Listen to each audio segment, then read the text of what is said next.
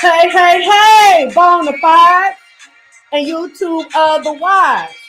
It's me, Cemented, and I'm back. Uh, I'm back with another video. And if you're in here on time, you're good to go. Woo, woo. When they say talented, talent time.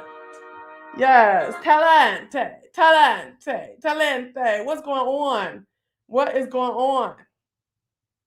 I hope y'all are having a fabulous beginning of your weekend. I definitely am. I am on day 5, and I'm through with it though, of the cabbage soup diet. I swear by this diet, but I have been on this diet 3 to 4 times in the last 13 months, and I'm sick of. I can't do it. I can't fool with cabbage no more, y'all. I can't. Okay, I'm through with it. Brooklyn stayed on it with me for 5 days. We both threw it with it. We finna throw it in the trash. We're sick of it. Day 5, and I've lost 8 pounds. I started at 201. I'm 183 this morning. I done tricked off a little bit today because it's Friday. I'm gonna have me a drink. Y'all, if y'all saw me on Jay Wilson's panel, I also had me a margarita and some asparagus. Okay, but before then, I damn sure went to the place and got me 2 fillets. 2 fillets. That's it. Not no French fries. Not no bread. Not no tartar sauce. 2 trout fillets. I love trout. What to do, everybody? Hey, Keishana, Kenneth, Shay, baby.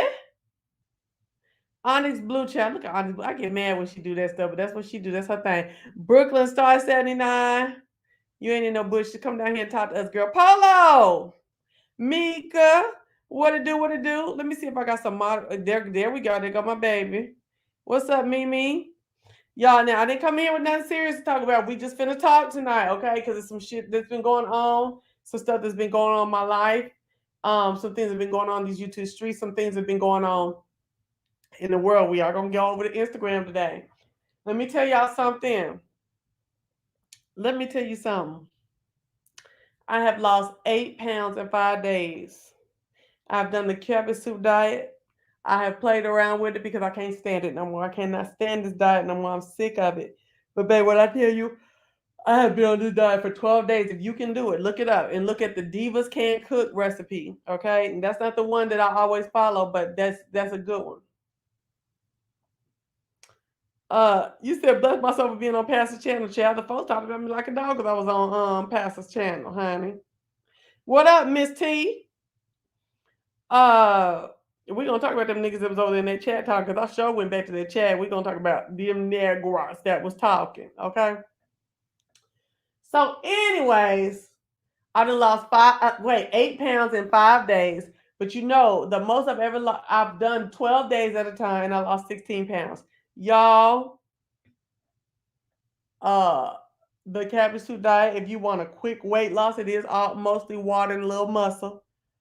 I say get on it. If you look at one of the people that got to see something come down before you get serious, like me, cabbage soup diet. I started at 201 on Sunday. It is what you call it stuff. What's today? Friday, and I was 193. Okay. I probably ain't gonna be 193 in the morning because I sure had a margarita, okay? And I sure wouldn't got me 2 trout fillets, baby. Because I got to have fish on Friday. I don't know about y'all, but I have made it a personal tradition. And I told them, I said, listen, the last time I came here, I told y'all 2 trout fillets. Y'all gave me French fries and bread and charged me for it. I am on a diet. I cannot play with you guys. Just put the trout in there. I don't want to see shit else. Don't put no tartar sauce, no hot sauce, no bread, salt and pepper, nothing. I don't want no drink. Put 2 fillets in there and that's it. So I can get on out of here. Child, I'm trying to live. I'm trying to be cute. You know what I'm saying? Oh my gosh.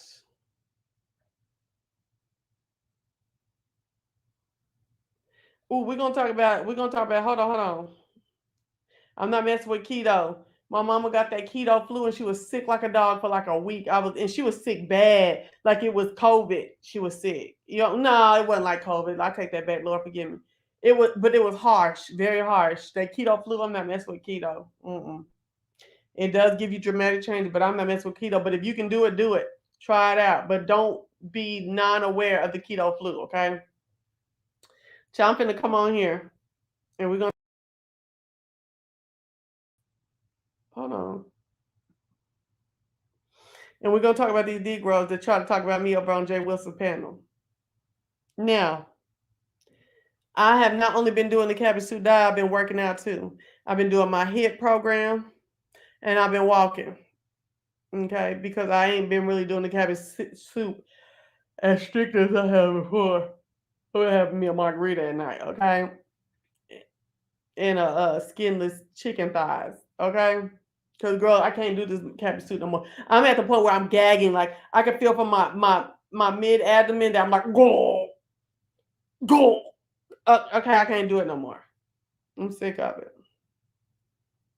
So I'm gonna throw the rest of the soup. It ain't that much left. Cause Brooklyn been helping me out. Brooklyn been doing good too. And we're gonna throw it down the drain in the morning, and then we're gonna go back to eating. I'm gonna see if she want to do pescatarian for like 3 months, like we did at the beginning of this year. We really looked very trim at the beginning of this year. We're gonna look at it.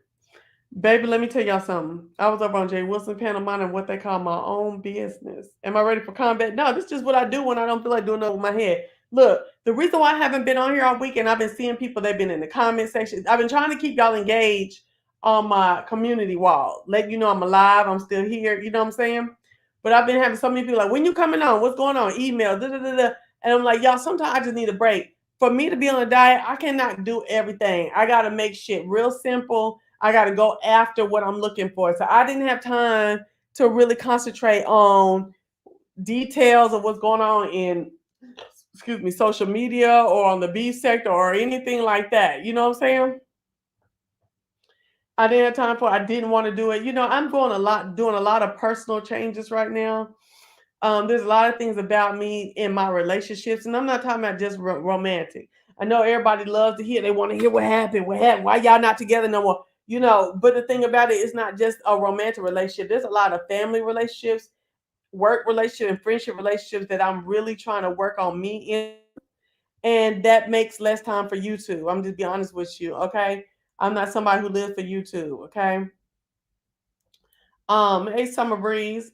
The real talk is like I told y'all before, I am a martyr and I don't like that. I don't want to be a martyr anymore. I'm someone who feel like I'm built up so much that I can take a lot. And I know that even if I take a lot, I'm still gonna be that person that I built up. But honestly, you leave latent prints when you let a lot of build up come up. When you let niggas and females and family and whatever take a lot of shots at you, you lessen your strength. It don't matter if it don't look like it. It really is. It's latent. You know what I'm saying? And there's a lot of things I'm doing when I post some. I try not to post a lot of sermons because I know. But then I'm starting to be like, I don't give a dang if y'all don't believe in God. I do. So if I want to post, I'm gonna post it. I'm trying to post some of my sermons and stuff like that I've been listening to. Little different things I've been getting into. I need to get back into me, okay? Because for a long time I was taking on someone else's interests and stuff like that. I like history. I like to look at Black folks in all of the world throughout the history. So I posted that. I'm getting back to me. You know what I'm saying? I just, I don't hate nobody. I do want to get my lick back on about 3 or 4 people, but I'm not gonna do it. And I'm praying to God. I'm working on me so that I don't seek my lick. You know what I'm saying? Today I fell prostrate on the ground this morning. I cried and I said, Lord, I've been so evil. Not recently, but I've been so evil in my past, like 35 and younger. I just thought about it. All that vengeance that ain't mine, it's the Lord's that I sought and I got. Okay. And I think I'm on it right now because it's a couple of people I want to get my lick back on, and I'm just like, I ain't gonna do it. You know what I'm saying? Wasn't she speaking the word, Mika? Okay, thank you so much. I'm glad you liked it. Cleanse your mind. I know that's right. So, with me being a natural person who gets licks back for real, it's hard when you overcome that. You're at the point where you don't want to do that no more, right? But it's still in your natural proclivity to do it. You know what I'm saying? To be evil and to get vengeance and be spiteful. And I'm just it takes work and it takes time, and it takes time for me not to be on YouTube in here entertaining any of this, whether it be good, bad, whatever. You know what I'm saying? and I'm really working on me, and I'm working to value myself outside of being a fixer. I'm a fixer. I have some drama going on in my family right now where I feel like I've been given a lot of respect that has not been given back to me. Okay, or my child. I've been giving my respect to somebody and their child, and they have not been giving respect back to me and my child, and actually are being a coward in these current situations going on, being a fucking coward. But when I had shit going on with their children, I acquiesce and I say, you know what? As the adult in the situation, I'm going to make amends with your child. So therefore, hey India. So therefore, right now I'm going through a lot of mess. Come on, Dr. Passer. Okay, I can't stand. I can't stand here.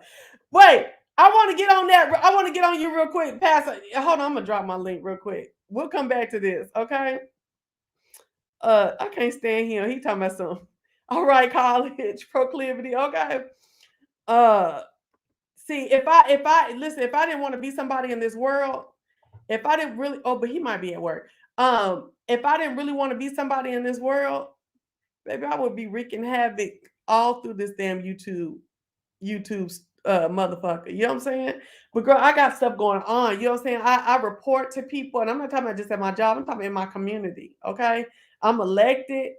I'm not playing. I'm not gonna play around over here too tough. You know what I'm saying? Not too tough. Now, if somebody talking about, oh, you was cussing on YouTube, I was, bitch. I was.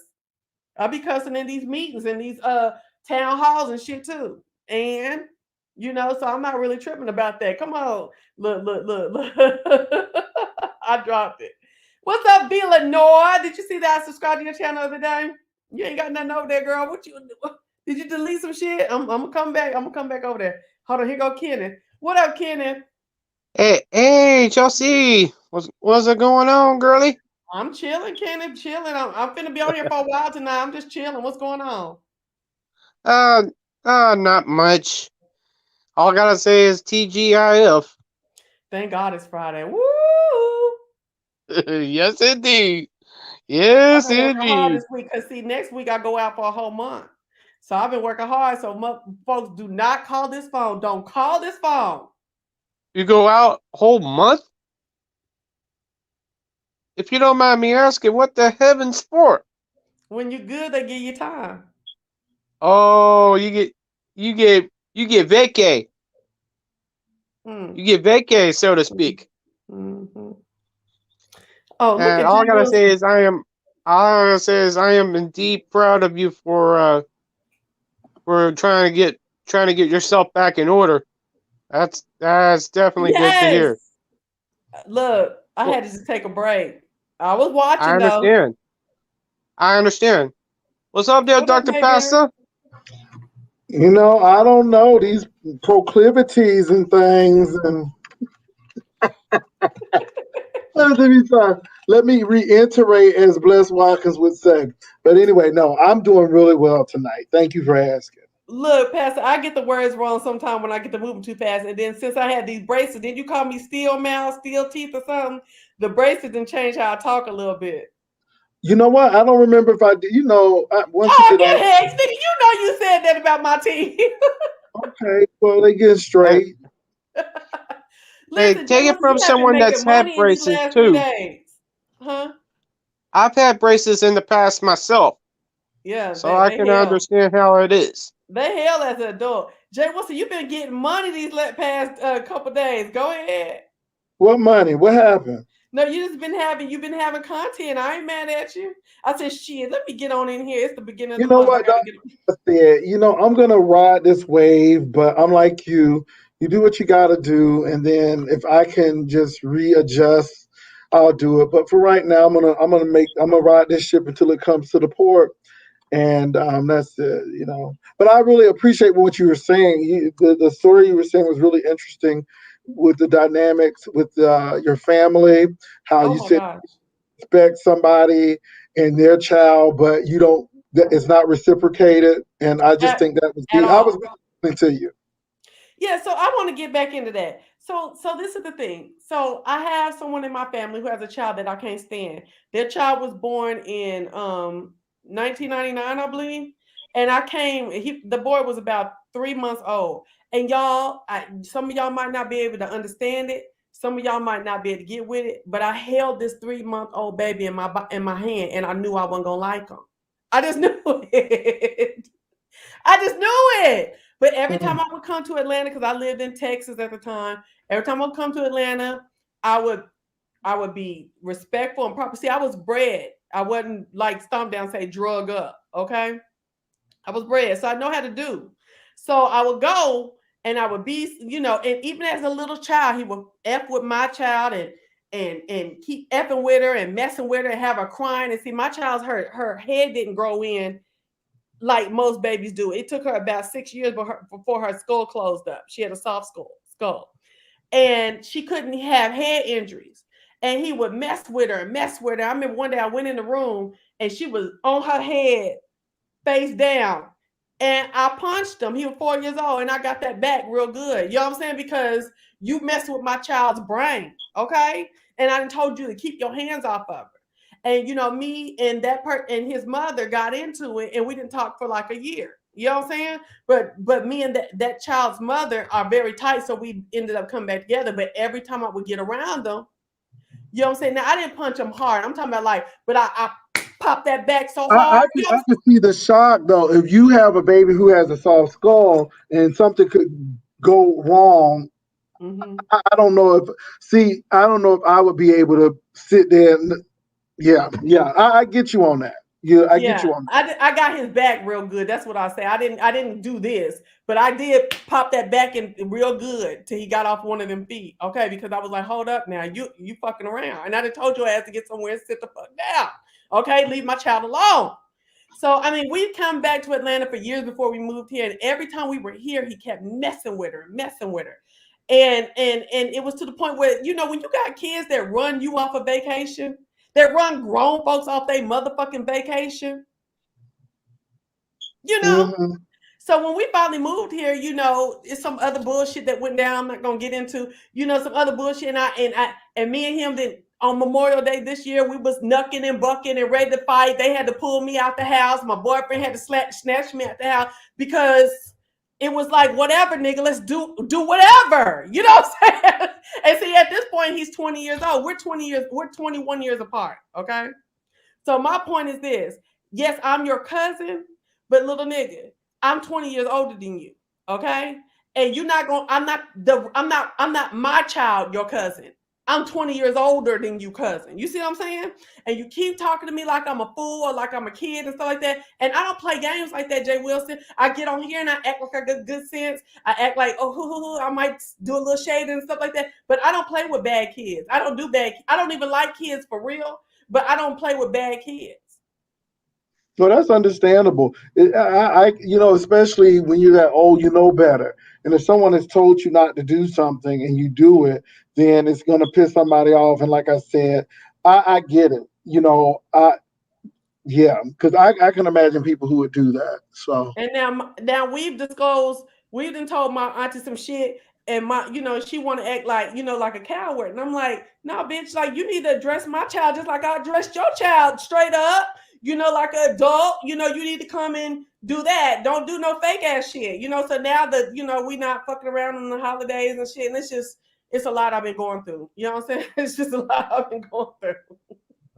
Yeah. Well, that sounds, stressful. And I mean, you get along with the boy's mom. So that's my girl. I just had a heart-to-heart and say, this is what the problem is, and this is what I've been having situations with your son, and and it started from here, and it seems like things haven't changed, and I don't know. So this is the problem.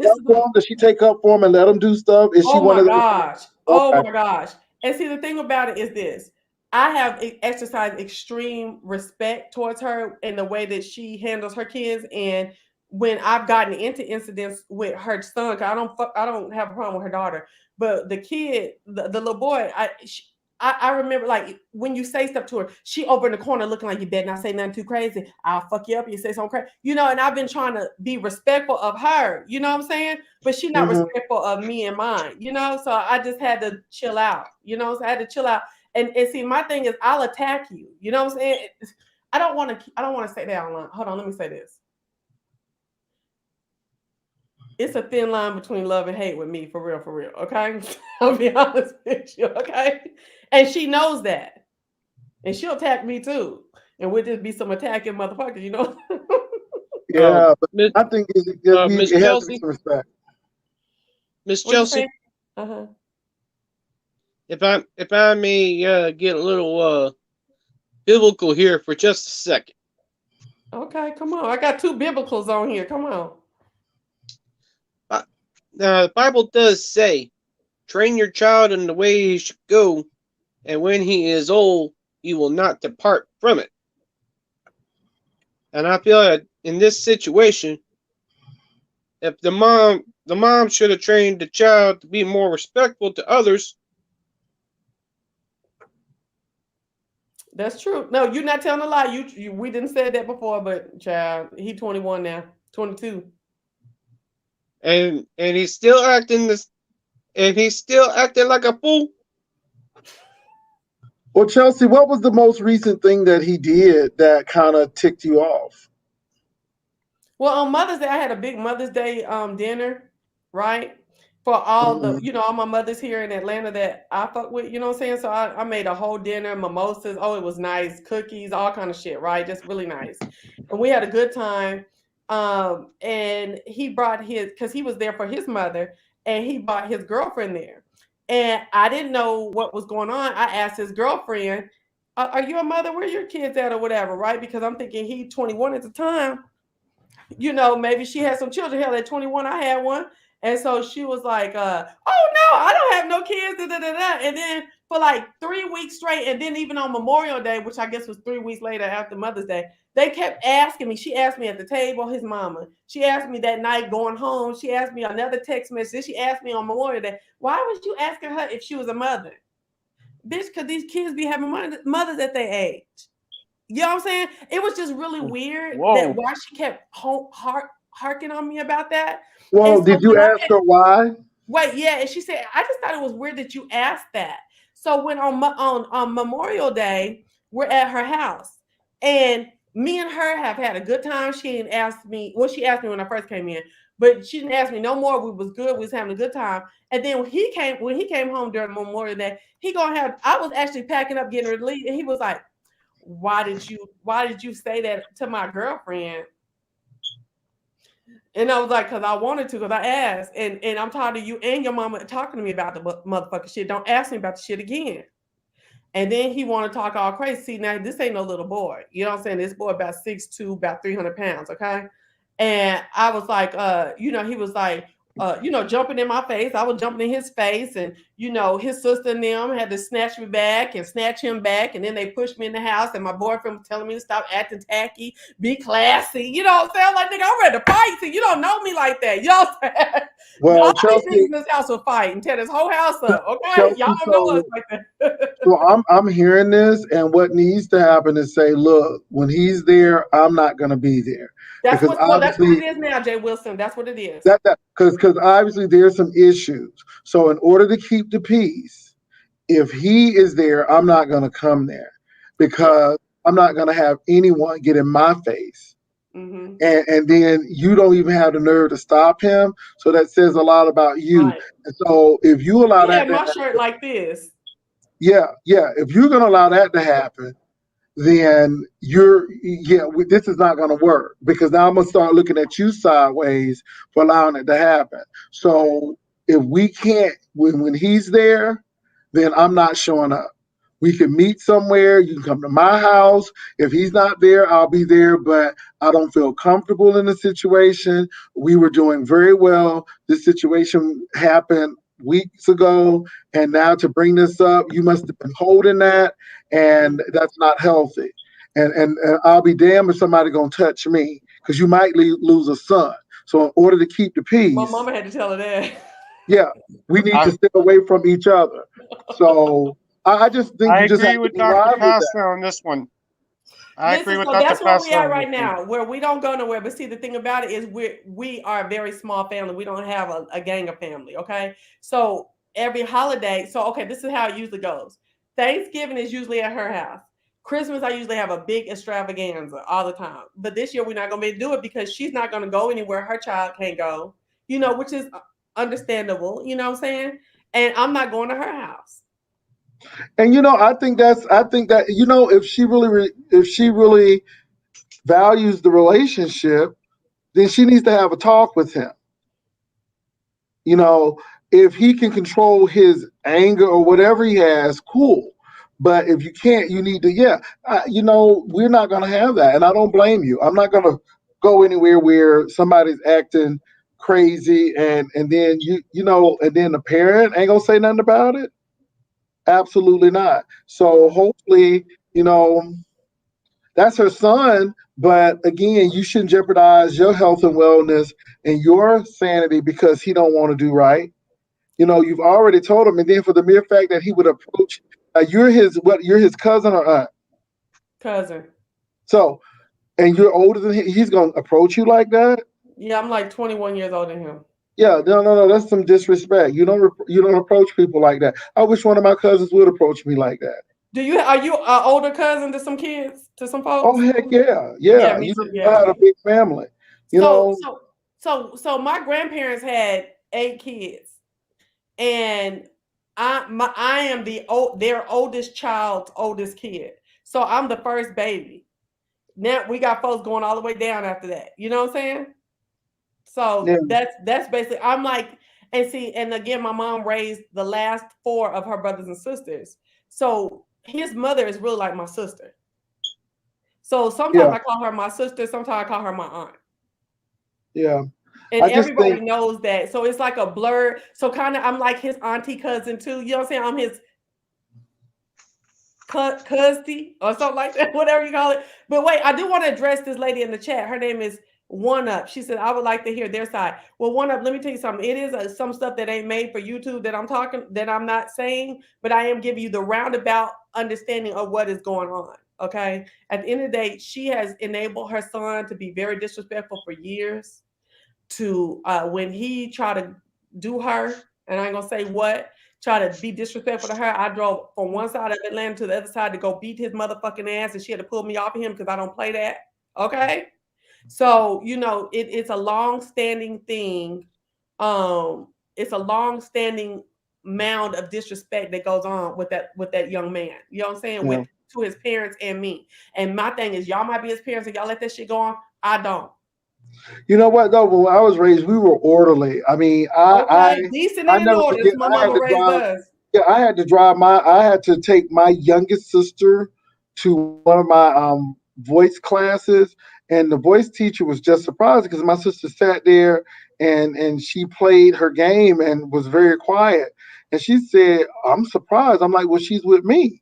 And she's not going to cut up in front of people." Okay. And my mom has already told her, "You better not do this." It was like whoever's the oldest, you respected them. Now, you can fight like cats and dogs at home, but when you get out in front of other folk, don't you start cutting up, And I mean, we just had that kind of, and I respect my brothers and sisters today. Well, my sisters, because all of my brothers are now deceased, but my sisters. So, I respect them very much. So, yeah, he passed away of COVID. So, yeah, it happened. So, yes. Oh, I'm sorry. Yes, I was sorry to hear that for you. Even though I talked my shit, I was sorry to hear that for you. Yeah, and sometimes, so family really got through that.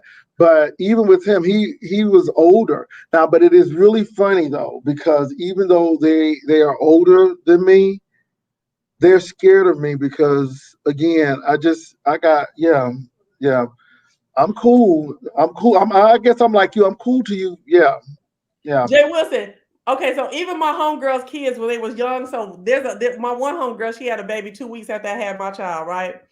That little boy, he would not want to come to my house when she'd be like, "Oh, Miss Chelsea about to watch you" or whatever. She'd be like, he'd be like, because I wouldn't hit him or nothing, but I didn't play no games. You know what I'm saying? Like, listen, get this bottle. I don't care if you don't like how it's coming out. You better get this bottle or it's gone. You know what I'm saying?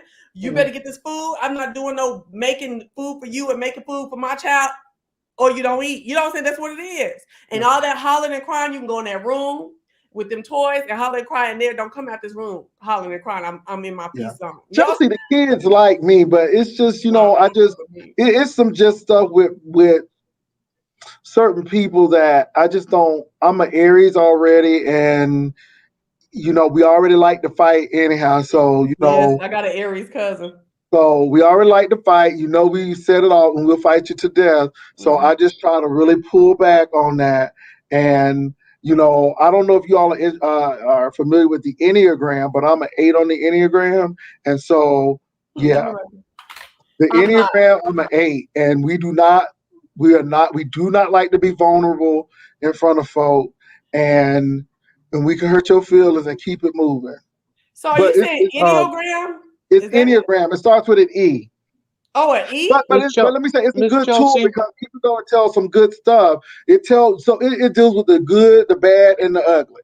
So it tells you where you're good at in this, but then it also tells you what you did not hear as a child and what you long for. And I like that better than the Myers Briggs. Oh, I like Myers Briggs. So I haven't heard the Enneagram. What were you saying real quick, Kenny? You getting off real quick? Oh, I was gonna say when you were talking about Mother's Day, I I had lost my mom back. It This was year. 2017, I'm so sorry, Kenneth. That's hard. The Yeah, mom it lose is is. hard. Yeah. and not only that, I lost both my mom and my dad. It was within a span of like almost a year.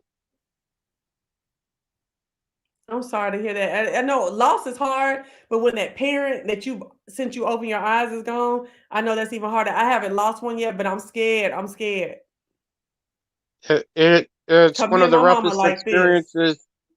It's one of the roughest experiences I've ever had to deal with. Yeah, I'm so sorry to hear that. Oh, Enneagram. Oh, good. Okay, let me write it down. Jay Wilson. Yeah, it's very helpful. It tells you how to deal with people who you may have issues with as well, and it's really good. But yeah, I know how it is to lose a mom too, and it's hard. It took me about 6 years to take her phone number out of my phone. Oh, when did your mom pass, Jay Wilson? My mom died in 2005. Oh, and Yeah, yeah, yeah, I don't think. Yeah, I feel you on taking her And phone out. Oh my yeah, God. yeah. I was just starting my graduate. I was just starting my doctoral program, and she died like when I was starting it. But before she left, she said you need to complete that. So You that did. was You very made good. sure. Yeah, You made sure. yeah, very good. Yeah. So, but yeah, and it's hard. It is very hard. I have a friend now. Her mom is 94, and she That's has a blessing. yeah, she has dementia. And we're just really talking her through it because her mom is declining, and I'm just really trying to help her get through that and say, make sure you see your mom, make sure you do everything you can, but just know your mom is 94, and at some point in time, she's not going to be there, and I think you should prepare for it. Not to say she's and dying, but you need to because she is 94. Miss Chelsea, may I offer some words of advice to those Sure. uh to those who are dealing with any illnesses with the family, or as Dr. Pasa just mentioned, especially the mom. They need to cherish the time that they have with the moms, not just the moms, but the dads too, because you never know how long they're going to be on this earth. Our lives have a starting date and an ending date. It's Right what when we we do come in here. between that really matters. That's real talk. There's a question from One Up. She says, how can you be there for someone whose mother passed? That's good. Well, sometimes you just need to be present, and sometimes it doesn't take words. Sometimes a handhold or someone listening. We always think we got to say something.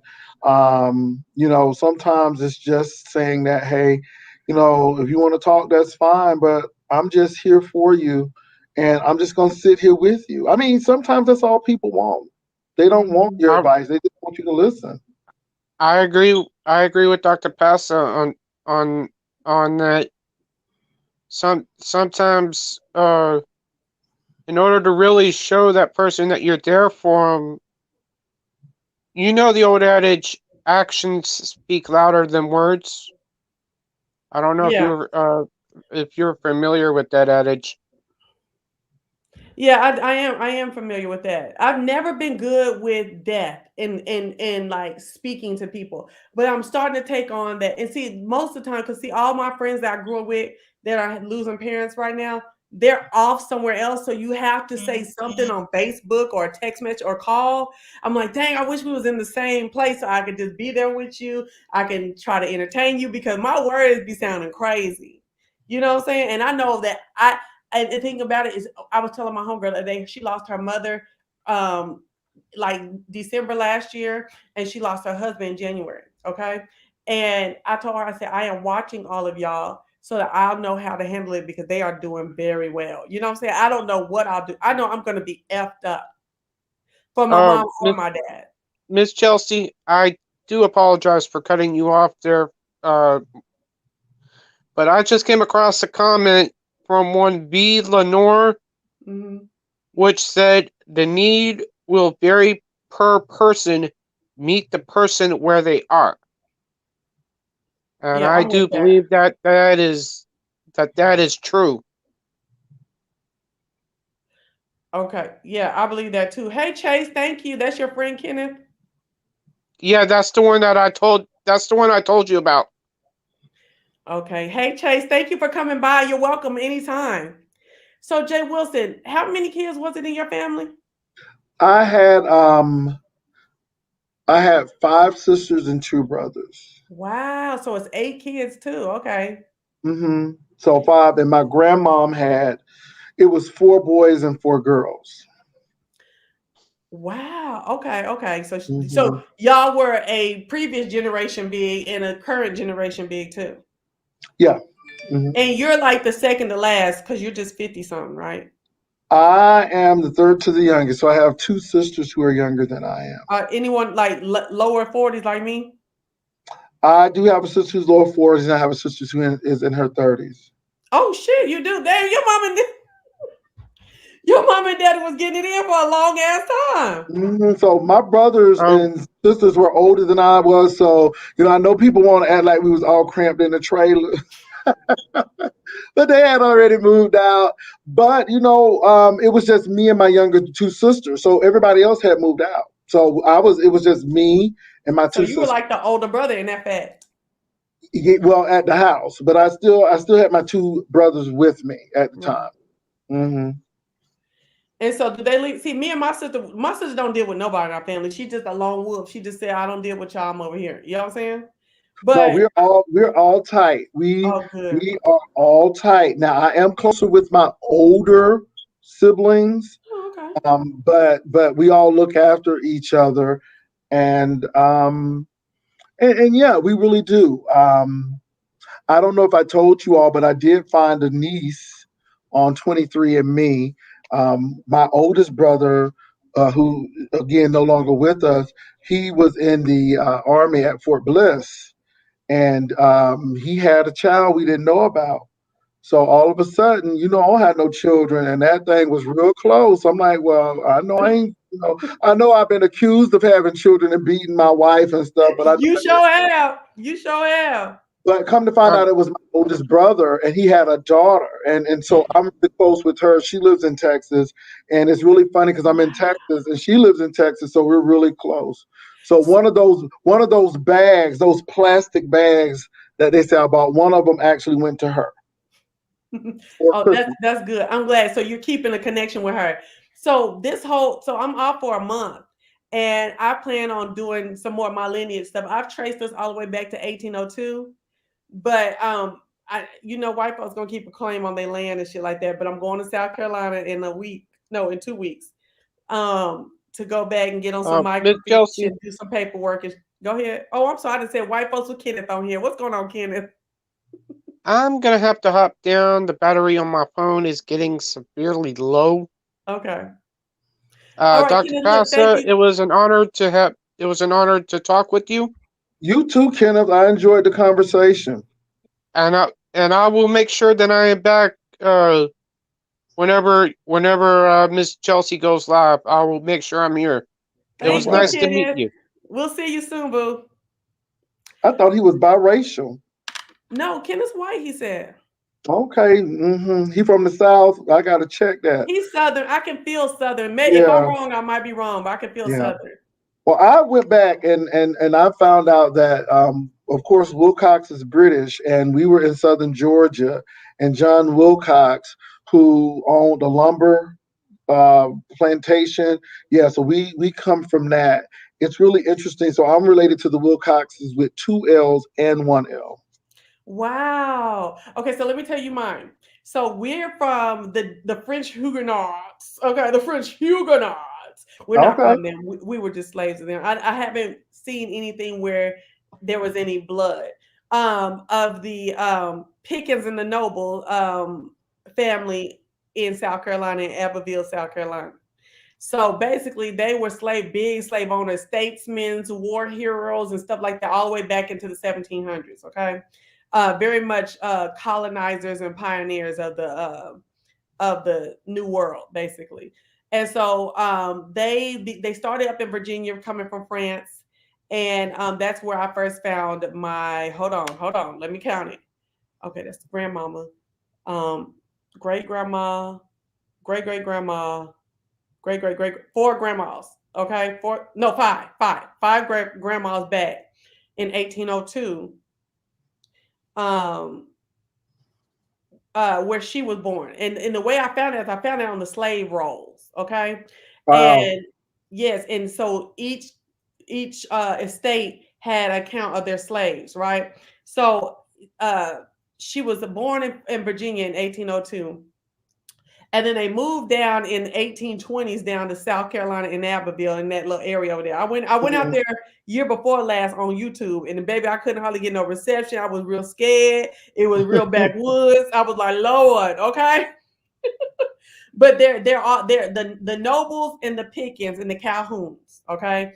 They were all, when you go back and look at their what hierarchy or whatever, their pedigree, they all got the same name because they were marrying cousins and stuff, like they believed in preserving the bloodline.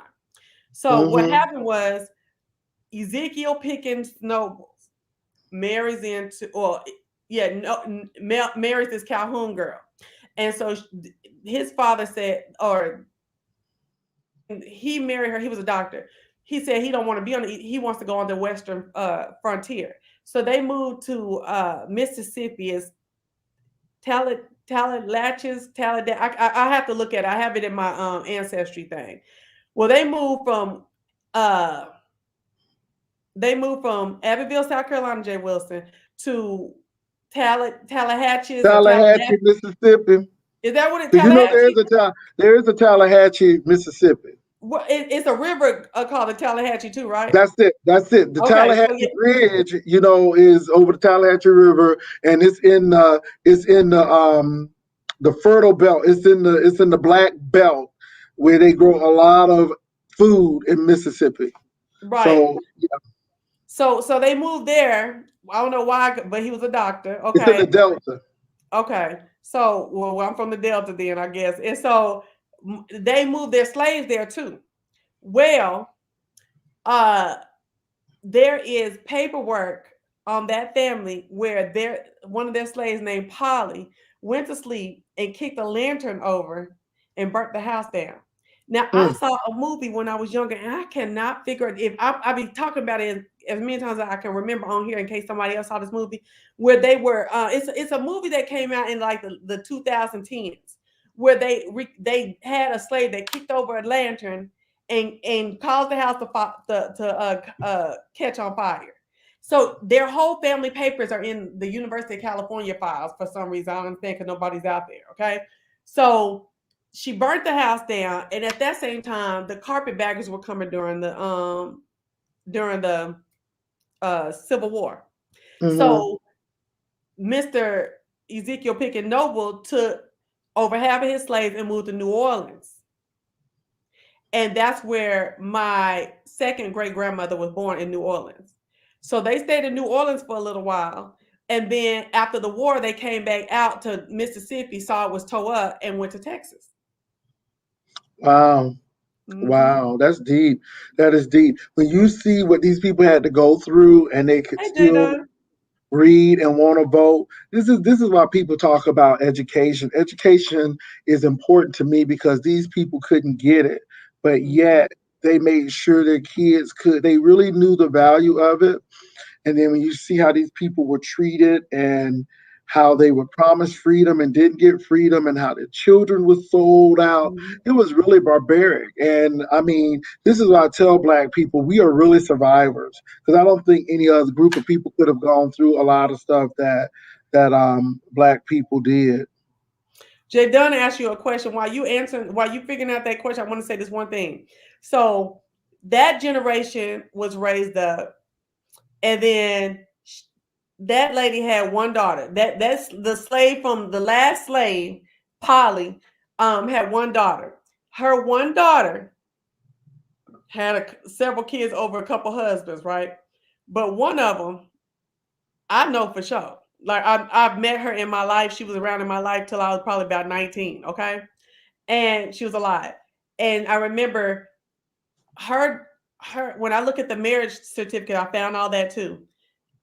Polly's daughter Leanna made her daughter Gigi marry this man that was 30 years older than her because they were sharecroppers, and she made him marry my great grandfather, who was a man with land and a man of like uh uh chamber of commerce and stuff like that in Oklahoma. And because they went from Texas to Oklahoma, well, actually went from Texas to Soldier, Kansas, which was a big black um like settlement. And then people started moving to Oklahoma during the land run. Okay. Hmm. And she married the man that was 30 years older than him. And I found a book that he was in. And this is my great great grandfather. I found a book where him and his mama are talking. And they said they walked from Monroe, Louisiana to Hugo, Oklahoma. Their last name is Monroe too. Um, and for the Oklahoma land run in 1889, he was 5 years old. And when he got there, they got with the black folks who was waiting on the land, waiting for the land run to run. And if anybody know about the Oklahoma land run, Jay, now we're gonna get to you in just a minute. Anybody know about the Oklahoma land run, Oklahoma, the University of Oklahoma is called the Sooners. And those are thieves. I went to Oklahoma State, so we talk about them like a dog, okay? They thieves, because Sooners are bitches that sat on the land early before the call, and then when people rolled up on the land, they was always sitting there like they had actually waited for the bell to whistle. Okay, so when they were they went to the black side, to the black folks, to the land they were giving out to the black people. And he wrote in the book, or they took his dialogue or his whatever in the book and told him, and he said that they met a lot of black folks that was from St. Louis, Missouri,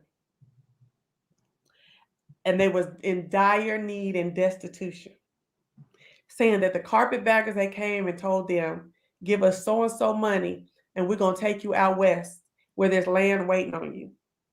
People came up, they gave them 2 weeks. People came up with their last little piece of money, trying to start new, have a piece of land and stuff like that. Land was everything. It's still everything now, okay? Hmm. And when my grandfather and them came, they were talking about how so many people died along the way. Them people didn't have no food for them, no rations. They didn't have any shelter in the wagons. Most of the wagons weren't even covered. They would just let people die and just throw them and bury them on the side of the road. And then when they got the ones who survived the trip from St. Louis to Oklahoma, now y'all think that ain't nothing now because you're in a car, okay, and on paved roads, okay. But that was a hard and treacherous journey.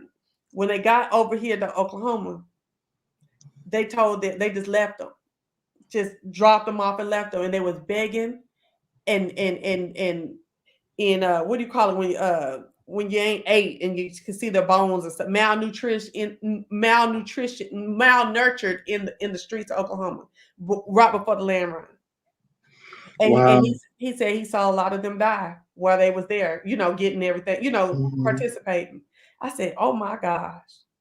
Yeah, yeah. This is why Lincoln University is so important to Oklahoma because Not Lincoln is, Lincoln, yeah, not Lincoln. not Lincoln, but Langston. Sorry, Langston, there you go. My Langston. mama's a I'm graduate of sorry, but Langston. Lincoln is important for Missouri as well.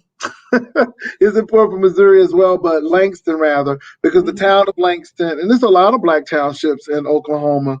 Oh That baby. So I be trying to tell people, they be like, black folks in Oklahoma, they like Oklahoma was gonna be the first black state in the yeah, the late Oklahoma 1800s. and Nebraska. I've been to Omaha, Nebraska. I ain't seen so many black people in my life. I'm like, wow. But you have to go to those places. I don't know why Jay Dunn is saying not allowed to speak to me. Jay Dunn, we ain't never had issues where I didn't speak to you. I mean, yeah, so yeah. Well, let Hey, me Jay drop the Dunn. link in case she want to come talk. I don't know what she talking about, but Yeah. I'll welcome her if you're Hey, cool. hey, Jay Dunn, how you doing? If you're cool with, I hope you grant me the same respect if somebody try to play me on your channel. Who? Anybody. Oh, but Chelsea. Yeah, people can come and act foolish. I just, it is what it is. Oh I no, can't be, I'm not gonna let no foolishness go down. That's what I'm saying. but Can I you can't grant be me the heard my same vocal respect? cords because I gotta sing. And people think I don't have no voice, but they are paying for it, so can't be messing up my vocal cords yelling at people. I hear you. So somebody was saying it was the Trail of Tears. No, my That's the people didn't come. Indian. My people didn't come on no Trail of Tears. I've never been able to find where anyone has said that we were Native American. Maybe on my dad's side, but on my mom's side, which is the side I've done the most on, everybody claims to be black. I don't even see mulatto, and I got pictures of folks that look like a straight white person. I'm like, what? But my people is like, bitch, we black. I don't give a damn about no Mm. mixing and shit like that. Yeah, You know what I'm saying? my family, we do have that. I did my 23andMe at Ancestry.com, and it's 12%.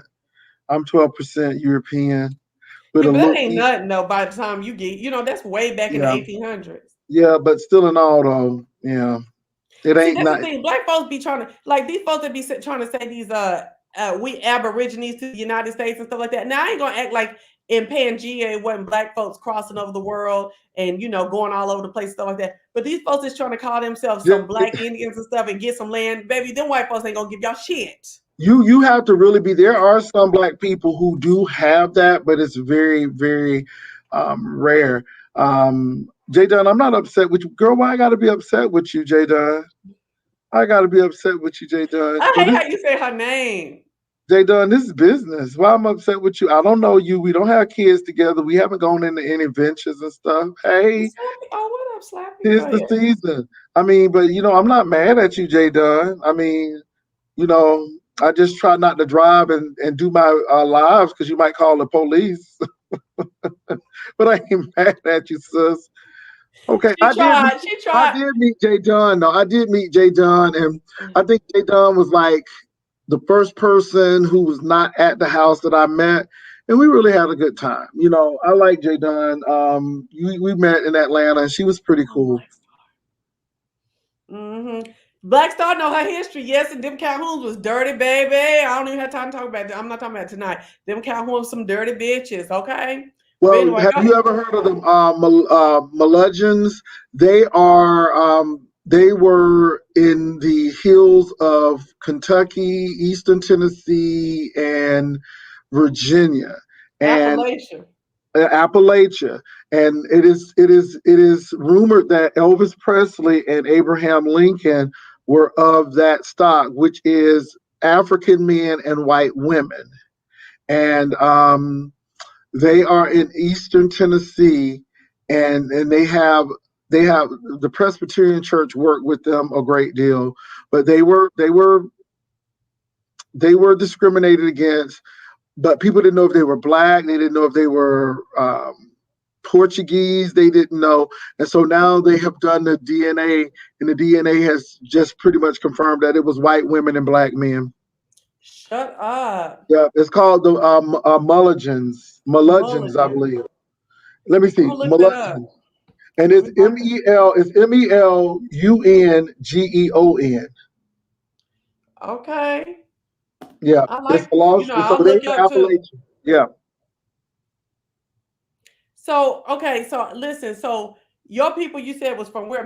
No, you didn't say Mississippi. What'd you say? my people are from Georgia originally. Georgia, you said. Okay. I hate Yeah, Georgia, but okay.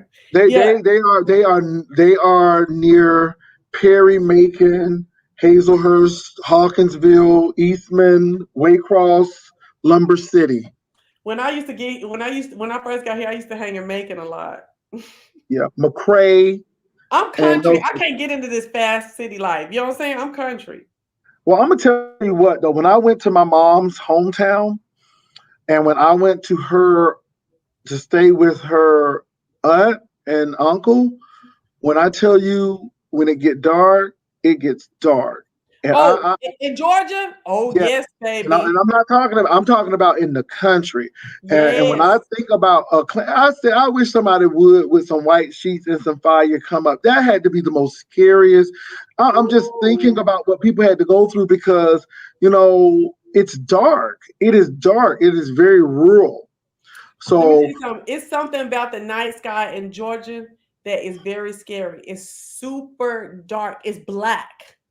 Even in the suburbs of the city where I live at, it's still super mhm, black. If I walked yeah, out right now, it would be super yeah. black. That's why it was dark where Jay Dunn was, and it was light in Jacksonville where Bama Girl was, because it get dark in Georgia. J Dunn, it was though. Like J Dunn, it was. I mean, J Dunn, come on and explain what you was going through, because I was on that live and I was like, oh my gosh, I was blocked though, but I was on the line like, oh my gosh, Uh, baby, I just found out I was blocked on Stomp Down's channel. oh, really? But Baby, baby, I know who that is. I don't even think it's Stomp Down. That's Shelly. mm, well, all I Mm. would say is J Dub, baby, she was acting like Detective Clouseau, baby. She said answer that. She said answer me that. I'm like, okay, J Dub, all right. What's up, Kenny? You have something to add on these ancestry and stuff? Uh, I've heard it mentioned in the chat about something called Trail of Tears. Yeah, that's the Indian March. There was also a song by one Billy Ray Cyrus that talks about that very thing. If you Okay, what are don't you talking about? What are you talking about in the song? uh if you don't mind, I'd like to perform a little bit of it if I may. Yeah, but don't play no music though. I'm not. I'm just gonna sing it. Oh well, go ahead. You Come know, on now. We like talent. it's goes too many broken promises, Mm. too many trail of tears, too many times you were left alone for so many years. Okay. That's about the gist of what I know right now. And who's saying that? It was Billy Ray Cyrus. Billy Ray The Cyrus. the the, So the you know video Garth of it's Brooks is on Oklahoma, I believe. Garth Brooks is Oklahoma. Go ahead. the video Not of it die is for on you. YouTube. Okay. Okay. It was Thank you just for that sharing name. when I heard the term Trail of Tears, it was that song immediately just came immediately to my head. Okay, I ain't mad at you. Well, thank you. Now I know you said you didn't want me to play the video, and No out of ma'am. No respect for sir. you, I didn't do it. Out of Okay. now, Thank you. What's that I'm cartoon you watching, Kenneth? do what now? What's that cartoon you watching? It's just Peppa Pig. It's some. I just seen it. I was just asking. Oh, wait, I ain't tripping. I was just asking what it was. So when I was a kid, because I'm from Oklahoma, there's a lot of natives there, right? I love me some natives, honey. Y'all mess around some native men that are under 40, baby. That's some sexiness for you, okay? And they still be wearing their tribal hair and the marks on their face. Baby, I don't play with you. I used to dance and see they nobody in my family claims no Indian. They don't they don't claim no. Well, I ain't gonna say nobody. It's a couple. It's some. Okay, I'm gonna tell you like this. So in the town where we started in Oklahoma, right? We didn't start the town but where we started at in that town. If you go and say our family name, which I'm not gonna say, you will see a plethora of people. Some look like straight natives, some look mixed, and some look black like me. Some are darker than me, but we all the same folks. The ones that look like straight natives, they do the native. The ones who mixed and want to claim to native, they mix. All of us with, and this, we just black. You know what I'm saying? I don't But know why don't everybody's not wanting to say everything, but they just don't. I'm looked all up the roots and everything. yeah, but you know what though? I just everybody just do their best not to be black, and I'm to the point where we didn't make these rules. The states made the rules, and and now I tell black people, y'all need to be black for the mere sake of the census, because Okay. because biracial people ain't getting a boys and girls club. So I just think that we have to really be wise in that. So yeah, there were a lot of places. Do you all know that Overtown was a wealthy enclave for black people until I-95 went through Miami and tore up the town? I So heard of there were, overtime. Yeah, I yeah, heard. I heard. there were a lot of wealthy enclaves in Florida as well. Mhm. But I think people think Florida is some kind of tourist destination and there's no racism. Florida had to be one of the most racist states. St. Augustine, Florida, the first person to die for the NAACP was Harry T. Moore. They bombed his house on Christmas Eve, and it was the Klan from Groveland, Florida, who did it. So, Florida has a lot of racism, and Jacksonville and Davie in Miami. Davie was a sundown town where, if you were black, you had to be out of that town.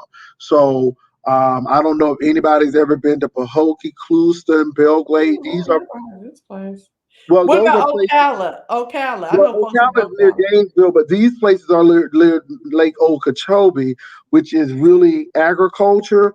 And believe it or not, I lived in Florida all my life, and I had never been into the South interior of Florida. When I tell you it was scary, I'm like it was like I was in another world. I just couldn't believe how people were living in poverty like that. And it was sad. Immokalee, Indian Town, and all of these are like all of these towns were named after Indians, like Pahokee, Immokalee, Indian Town, Mm. Clewiston, Belglade. But yeah. Now the funny thing about Belglade and Pahokee is that they've sent more NFL players to, more football players to the NFL than any other school in the country. Wow. Pahokee, and Belglade. And I just think, yeah, it's called the muck. And it is called the muck because the ground is dark, it's black. And that's where we get most of our sugar from. And so sugar cane and private prisons. That's the gist of that area. So okay, so two things. My mom will not allow nobody. Well, if they go, they go. But she will not spend no money in Florida. She don't want to go to Florida. She don't want to hear shit about Florida. Nothing. Right? I like, damn. What's going on? She said it's just not. It's not uh positive. For it's not black positive. Is what she's basically saying. It And used to be though. It used to be, it is. but something has happened where those people we're getting a lot of people that are like, who are these people? Where are they coming from? And But are they so black? no, these I think these people are moving, and then New I think York. people. Well, yeah, but then I think some of this stuff was very hidden now, and people are really realizing how bad Florida is. And then they got and Florida was a Democratic state at one point. We've had great I heard Democratic that. governors like Bob Graham and Lawton Childs. Now you got the Rick Scotts of the world and the DeSantis, which is an embarrassment. Oh my And god. Florida has taken a turn back, and I'm really, yeah, it's a lot, you all. When you don't vote certain ways, your HBCUs are affected, and yeah, it's a lot of stuff I see going on. So I want to tell y'all this. So I went to the Hanging Museum in Montgomery 2 years ago, and baby, that will change your life. It will. Oh, you been there? My sister's been there, and she said it shook her for a while. That thing. She said, and if you if you go in, they said you'll have nightmares. It's really. She said it's just really. It starts off small, and then when you realize it, you like, these are the people up until this time that was Exactly. counted. So what's so crazy is it starts off where you think it's any old museum, like on the wall, they got the little, sayings and what's going on with people and, what happened and what was going on in the South at the time or, wherever at the time. And it's doing that. Got some little like sculptures on the side of, slaves and, cotton pickers and, all kind of stuff. Africans coming over in the boat and you're like, okay, we done did this before. I get it. Okay. We get a little bit more information. Okay. Then you start going through and you go into where it's kind of like wall to wall and it's like slats of slate and on each slate slat there's someone's story. It's the year that they were killed, their name, and what they were killed for. And you see shit like, oh, because a white man said he stole his shovel. Ain't even go to trial. Ain't no police investigation. It was a lynch mob came and got him and killed him. You know what I'm saying? Or a white man, he was passing through a window with a woman bathing that didn't have the window closed, and he was seen looking at the woman. No trial, no nothing. Lynch mob, or whatever. Or maybe it was a trial and then hung, or something crazy was going on. That kind of shit. You're like, what? I mean, every story is psycho. What happened to Dr. J. Wilson? Okay. Every story was psycho. I guess that was me hitting something. Every story was like, I'm sorry to interrupt you. That was an Uber call, so I got to go and drive my Uber to pick up somebody from the club. They want to go to the club.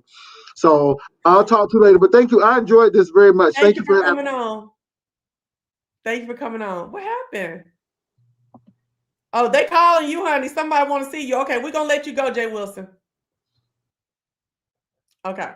So you go through that part. Then it'll start giving you stories, or it'll start giving you by state, right? And it'll be states. Right? And each state, you're starting to come on an incline as they go through the dates in the states, right? And the states will have people's names and their death date, right? And so as you walk, you start seeing Tennessee, and you see mounds and mounds of hanging like marble pieces, marble rectangles, almost like if you had a marble coffin. And it's like each state has several different ones with tens of names on each slate on the front and the back. It's ridiculous. So you're walking up there, and you can walk in between the slates and stuff like that, and you're just seeing names and deaths and this and that and states and this, that, and the other. And so once you get to the top, you turn around the side and they got some more slats telling other people's stories, people's names and stuff like that. Then you go outside, it's all those same kind of slates, but they're laid down like coffins at a cemetery, baby. And they got even more names, baby. Names. Do you hear me, folks? Names, the day they dated, what state it was. It was crazy. I was like, this is out of fucking control.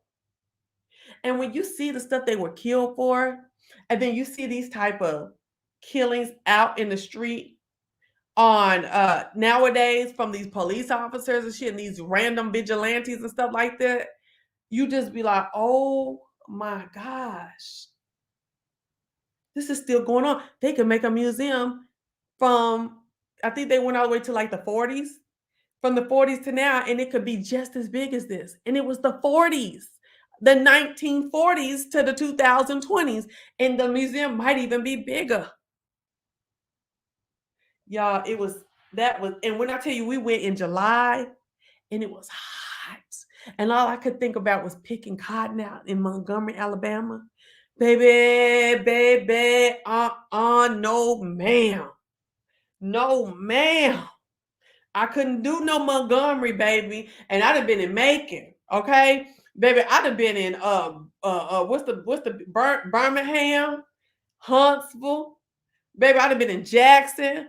But baby, I swear the ozone said, no ma'am, no more. I can't do nothing else in Montgomery. Baby, we were sweating. We sweating between our titties and our arms. Me, my mom, my daughter, my booty crack was sweat. Like we actually had sweat marks in our tail, and we hadn't even sat down. It was so hot. And I got so mad. I call it the Hanging Museum in Montgomery. Let me see. Baby, I was so mad. So then they direct you into the downtown part of Montgomery, right? At the end, they tell you what the rest of the museum, because they got a new museum. Because baby, in Montgomery at one point in time, it was hold on, let me see who's in this private chat. Oh, I enjoyed you too, Jay Wilson. Thank you so much for coming by. See, he know how to do. He's Southern. He be tripping, but he's Southern. He know how to do. So listen, baby, at one point in time, Montgomery had the most slaves running in and out of their town than anyone else. I'm talking about Virginia, more than Virginia, girl. Dirty ass Virginia, girl. More than Maryland, okay? More than South Kakalaki. Girl, it was crazy as hell, right? So we went over to this dang museum. That's the museum where they've taken dirt from a lot of the graves or the hanging sites and put it there. And then they have a wonderful museum that you walk through. All kind of. I've been to so many black museums. This one was still different to me. You know what I'm saying? The way that they did it, they showed you what was going on in Montgomery at the time, and in downtown Montgomery, they show you a map. You can go to the places right now because they still got old towns from the 17 and 1800, old buildings, brick buildings and stuff like that that stand the test of time. Baby, went through there. The Rada Lives left out with Jay Wilson. How do town? They show you in a mile distance, like I don't know, I want to say like 10 to 12 different slave auctions stores where you could go and get you some slaves that was running for a decade or so or more. Let me find this museum real quick. It was like every street had 5 on it. It had 5 of them. They was competing with each other like McDonald's and I'm thinking I'm acting like I'm from Atlanta talking about McDonald's. Like McDonald's and Burger King, girl. Yo, let me thank the Bonafides for my new chair. I sure took my little money and got me a new chair. Hey, okay. I'm in here chilling now, girl. I can lean back. Shit, I can lean back even more if I want to. I ain't learned all this stuff. Hold on. Ooh, yes, okay. Got my feet up. Yes, let's do it. Hold on. Hanging Museum, Montgomery. Look, yep. Look it up. Hanging Museum, Montgomery, Alabama. The Legacy Museum. That's what it's called. Come on. Okay. Come on, Pooh. Baby, if you ever get anywhere near Montgomery, Alabama, and you think you black, that's where you need to go, honey. Okay? Well, and you black, I'm gonna say you think you black. And you care anything about our footprint in this world or in this country, you better get over there. But when that incline come up and all those signs of the states and all the people killed start just hanging at different baby boo. And then you want to start Googling people. So then when you get in that part where they start hanging and you see names, a name that might interest you, or a date that might interest you, or a state that might interest you, Google it, baby. They got it. What happened? Baby, I done seen babies that was hung, and women that was pregnant was hung, and the baby was expelled from the body. Hello? The fuck?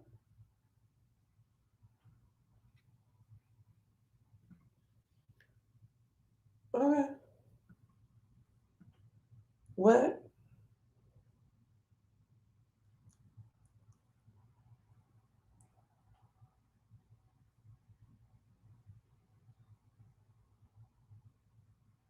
It's crazy.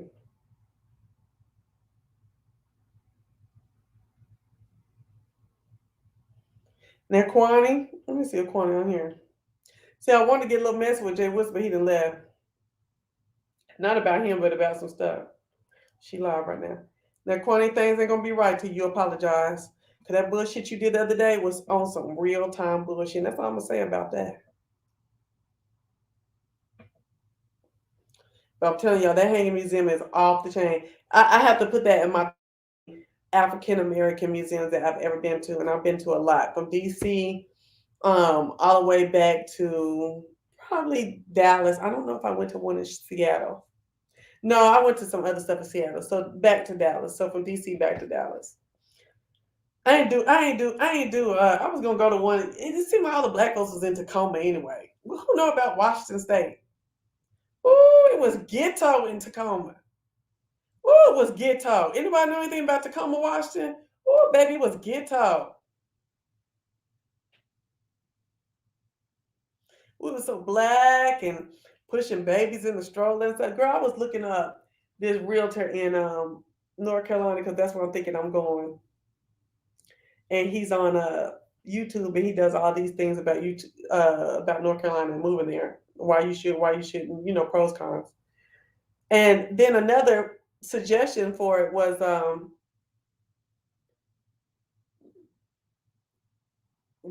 most miserable city in the United States, Gary, Indiana. Baby, I have to agree. Hold on. That museum's off the chain, honey. I want you to go when it's stanking hot, baby. And I want you to wear you a nice little, I'm not saying that you're cheap. I don't want no thin shirts, no spaghetti strings.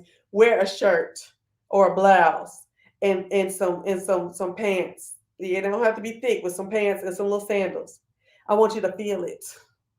Ooh, to be a slave in Montgomery, baby. Ooh.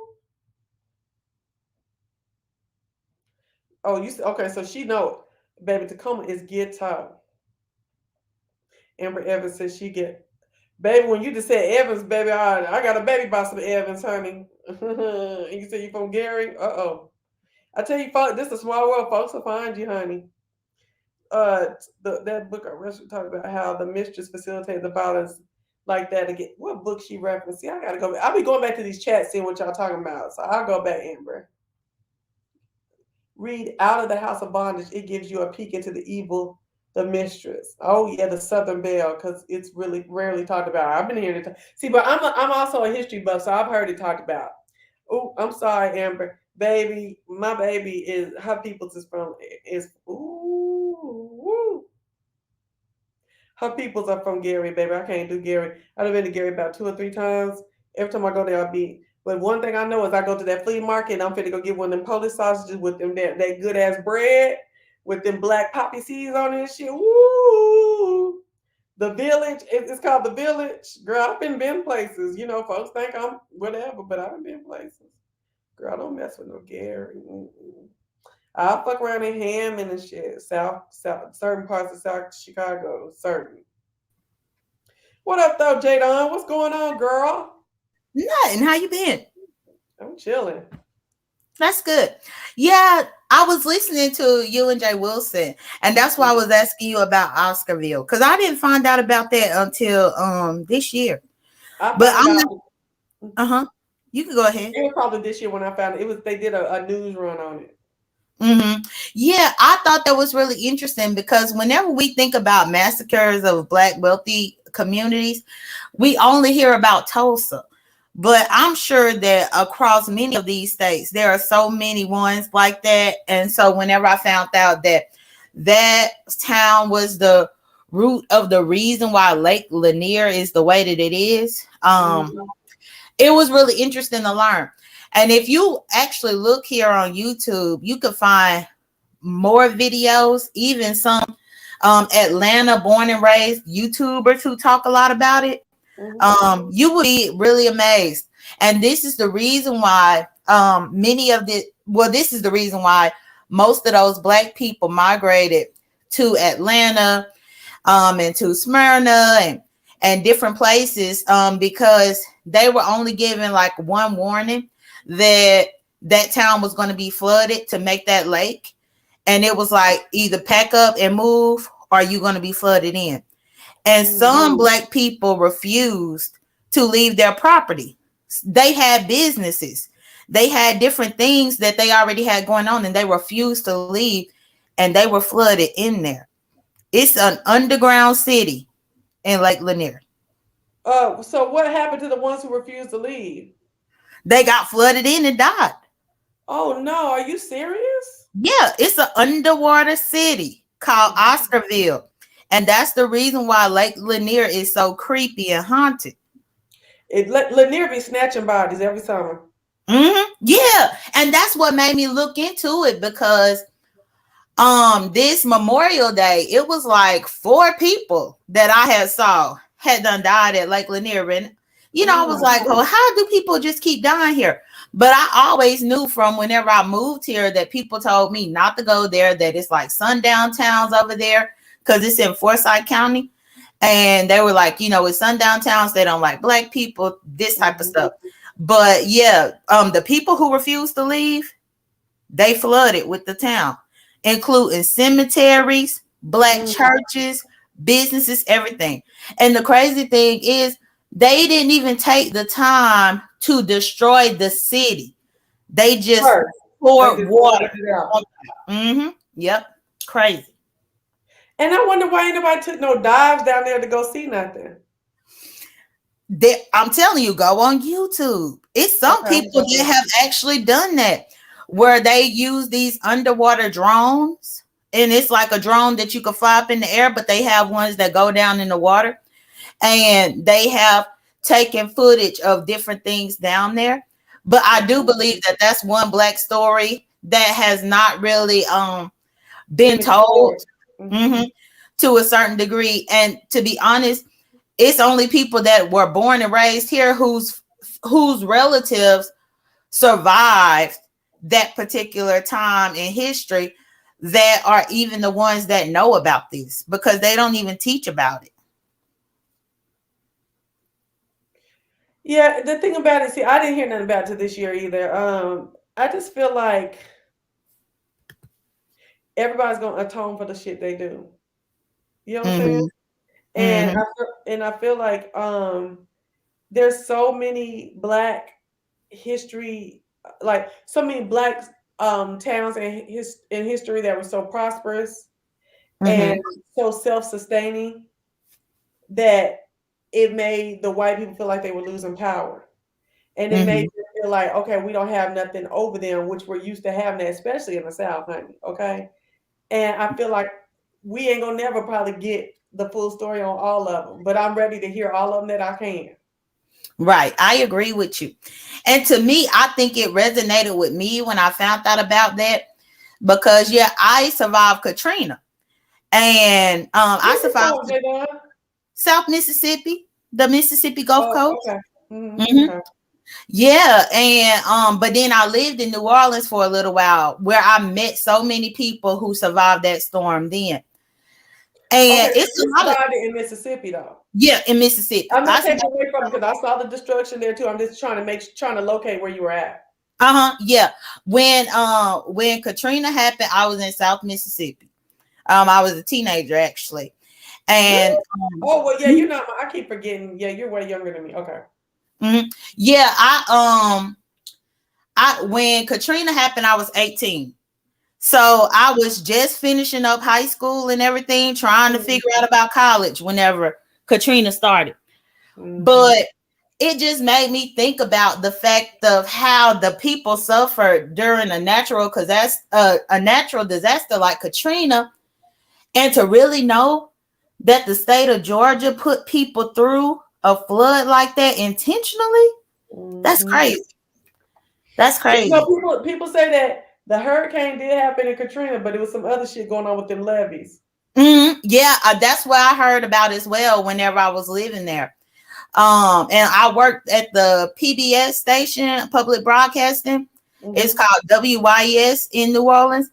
And I found out a lot of information. Because remember, they had all this corruption going on with the police. This city's been corrupt since the 1700s. Yeah.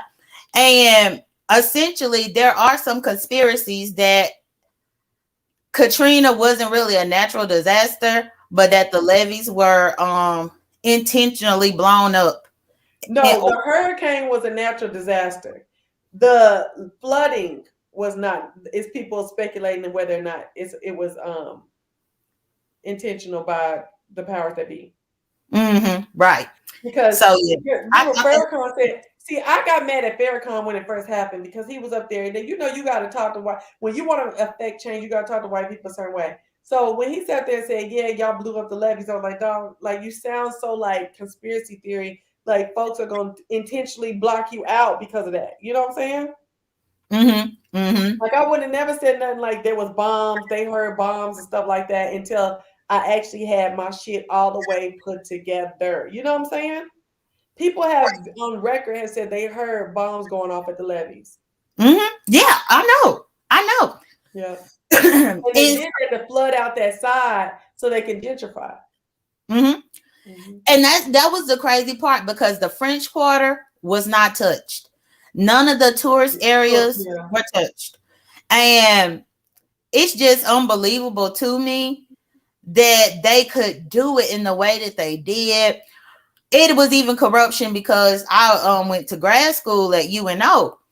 And even with the money that the government was supposed to be funneling into rebuild UNO, because of the corruption and politics, they were giving most of that money to LSU for the athletics.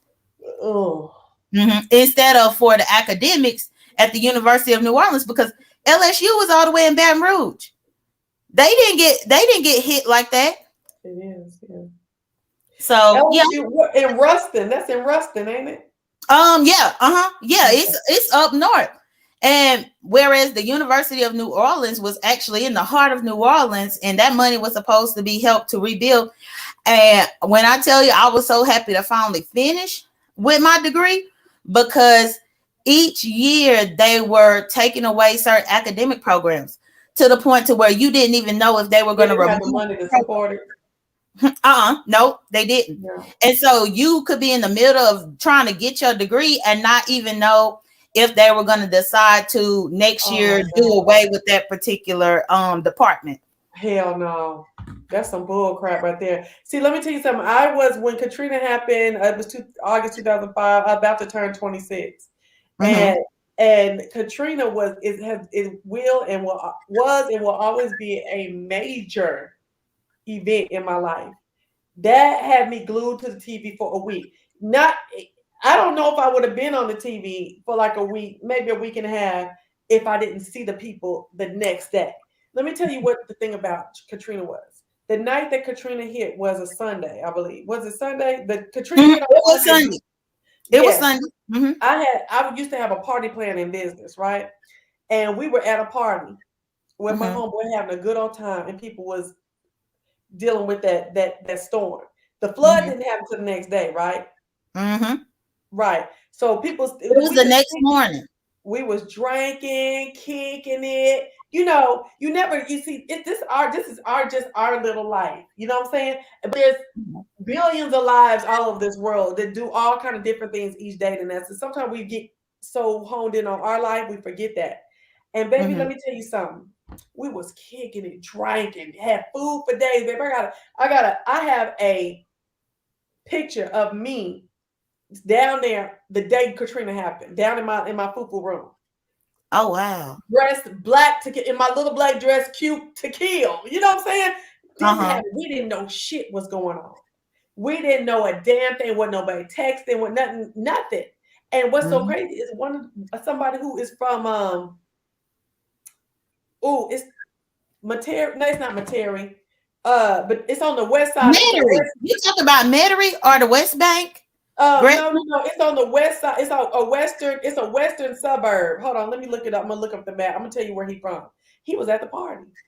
I think you talk about either Metairie or Kenner, because it sounds like Kenner. Okay. He's my homeboy from Kenner. He didn't even know what nobody even calling him about it. Like, we knew it was gonna be the storm, but at that time we didn't.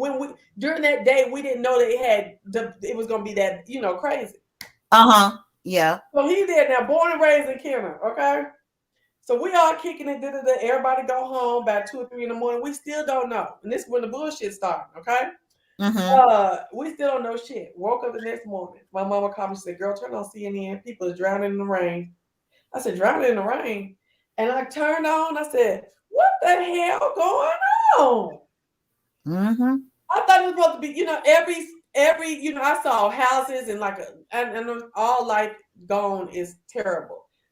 But I never saw no shit in real time like this. People own houses, begging to get. And the thing about it is, bitch, how is you a photography camera and you flying over motherfuckers and you ain't got nobody? But you taking a picture so we can see. Bitch, I don't give a fuck about seeing. Get them niggas off that damn house. Right. You know, it was folks wading in the water. Baby J-Dog, I went to work on Monday, came back, got straight in front of my TV. I don't even know if Brooklyn had a real hot meal all week. I threw stuff together for her. She's about 5 years old. I threw stuff together for the whole week. I cried. And let me tell you what got me is one night I'm sitting in front of the TV and I see this man and I don't know his sister, but it's his sister and some kids, and they coming out the water. They just coming out the water. They showing a picture. 2 days later, I'm in Walmart getting some shit for all these people, because I lived in an apartment at the time. So every day that week, people was coming in with vouchers. It was buses when I came home with just mounds of people with white t-shirts on that was dirty. You know what I'm saying? Trying to find somewhere to live, some kind of shelter. I saw this lady with 3 little girls. Why was it the same people that was on TV? What? Yes, ma'am. I saw this lady with 3 little girls, and I just felt, cause my baby was 5 at the time, and she had some that was young, 2 that was younger, and 1 that was looked a little bit older. And I was like, oh my gosh, they was ragged. She was disheveled. She just looked like she was in La La Land, and she had her brother with her. And I went to my house. I got everything that Brooklyn didn't use. Girl, and Brooklyn was is the only child. So she was looking like, hold up, who get my shit? Brooklyn did not like me ever giving it away to her shit. I got some blue tins from Walmart, bins back from Walmart, and took it down to the house. That lady looked at me and walked away. Her son, her brother said, she okay, she'll be all right. You know, thank you so much. He came to my house a couple days later. He said, because I felt some kind of way now, bitch. Now you sitting up here with your looking disheveled and crazy. See, I didn't take on the mental part. I felt bad for them, but I didn't think about the whole mental drain and things like that going on. And he came to me outside of the mailbox. He said, I know my sister didn't say nothing and she didn't seem appreciative, but we are very much appreciative. Thank you very much.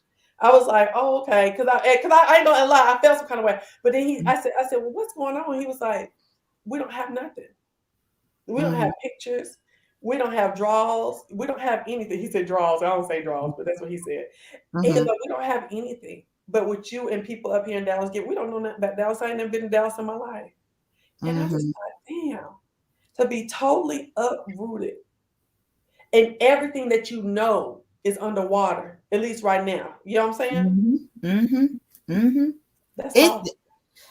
It's really real. Like that whole experience. And the crazy thing is, we were out of electricity for like easily about 2 or 3 weeks. So a good part of that was going on in New Orleans, we didn't find out about until like days later, because you really didn't have any connection with the outside world.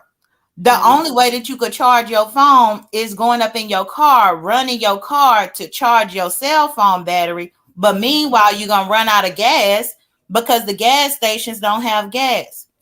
So we were totally lines. We were told a couple of days before we was watching people trying to get out, and it was lines trying to get out down the interstate. And then once everything had really happened, then the trucks that could refill the gas pumps couldn't even get in to refill the gas station. So a lot of the times you were really just stuck. What was that place where them people went and died down there? It was supposed to be a shelter. It was like some kind of coliseum or something. It's the convention center, the New Orleans Convention Center, and then Superdome. The Superdome, baby. That Superdome footage took me out. Them people sitting there, dying in wheelchairs, dying on the side of the street. Just I don't even know what they were dying from. Probably not having no medicine or shock or no food. I don't even know.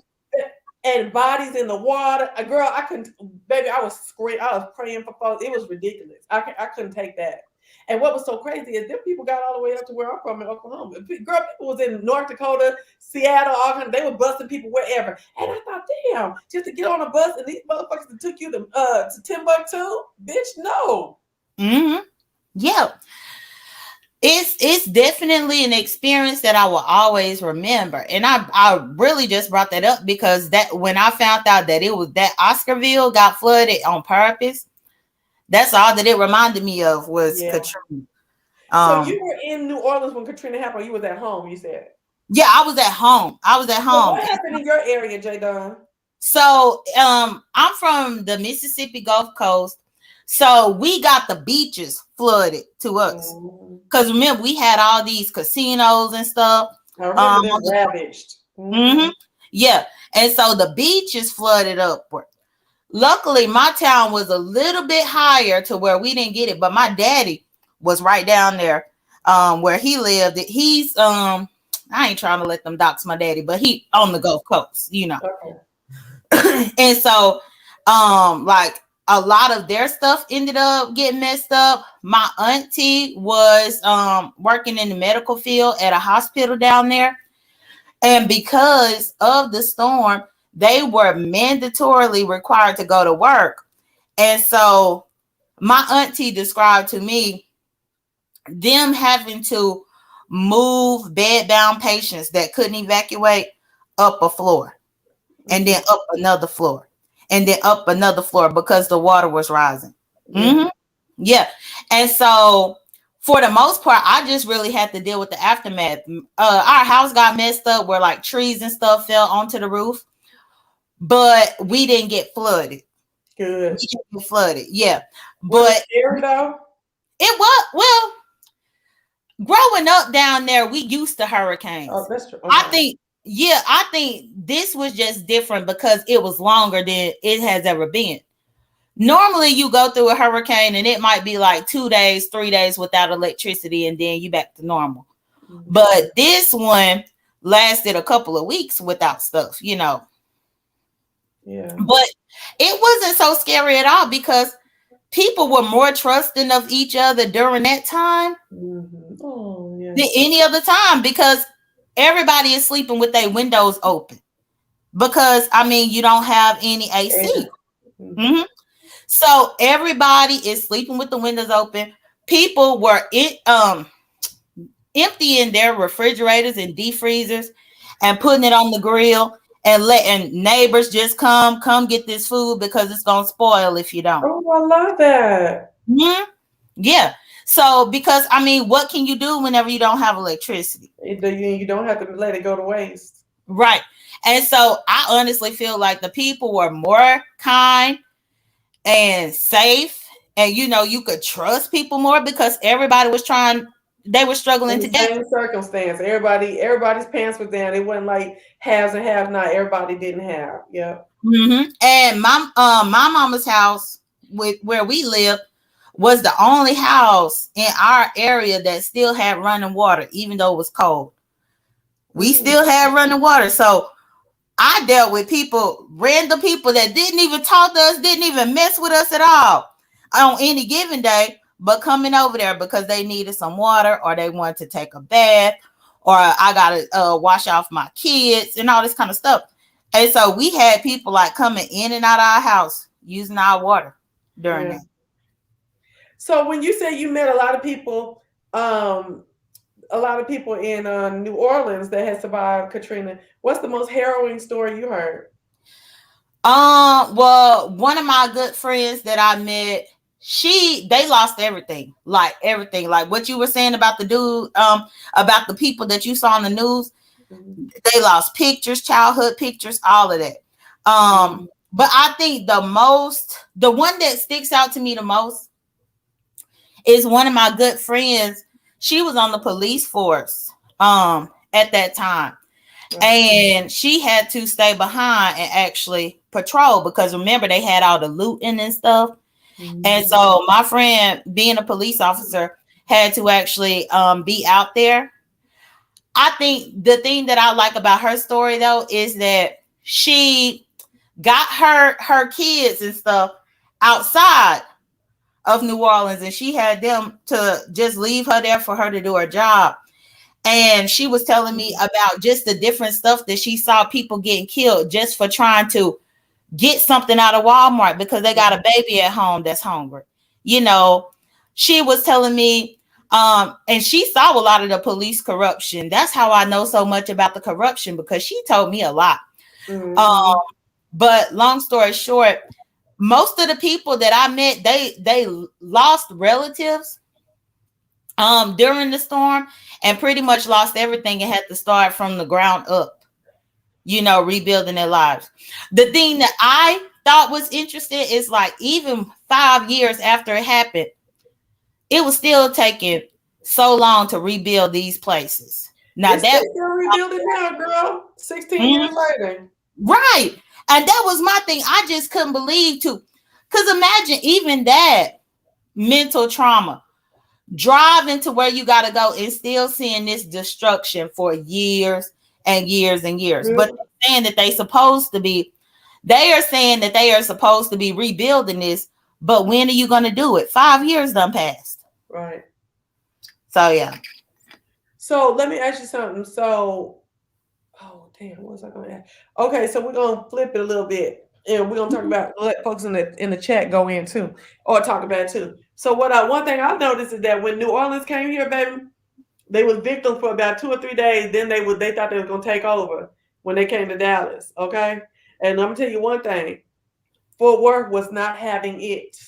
It was more killings between New Orleans and Fort Worth. Fort Worth is what cops was built on. Bad boys, bad boys. What you gonna do? You know what I'm Oh, saying? I didn't know that. Baby, for years, that's the only place they was at, was in Fort Worth. 'Cause Fort Worth is throwed off. Okay, I lived in Fort Worth for a year, baby, and got right on up out of there. Okay, and I wasn't even I was in the bottom. I was in the north part of Fort Worth. I wasn't down there with shit. No ma'am. Okay, but I worked down there with no ma'am. What's up, Independentista? I'm telling y'all the truth. Fort Worth, especially like from the 80s, 90s, and the early 2000s, was not. I don't know nothing about it now because I've been gone for a while. But let me tell y'all something. New Orleans thought they was gonna hand the Fort Worth. Fort Worth was like, bag. Now you come stay here, but you don't run a damn thing. I remember watching the news one day, and it was this. It's always the ghetto people that get on the news. It's like, yeah, because it was two babies up here arguing and fighting and stuff like that. Then they called the parents in. The parents got to argue and stuff like that. And the next day is this. And then it pans to a video. Ghetto bird going over to school, right? It's a high school, right? Baby, it's New Orleans on one side, Fort Worth on the other side. It's mamas, daddies, cousins, baby. It's like a gang of. It looked like a mini army. And they just went like this. Niggas was getting cut, messed up, tore up. It was on and popping.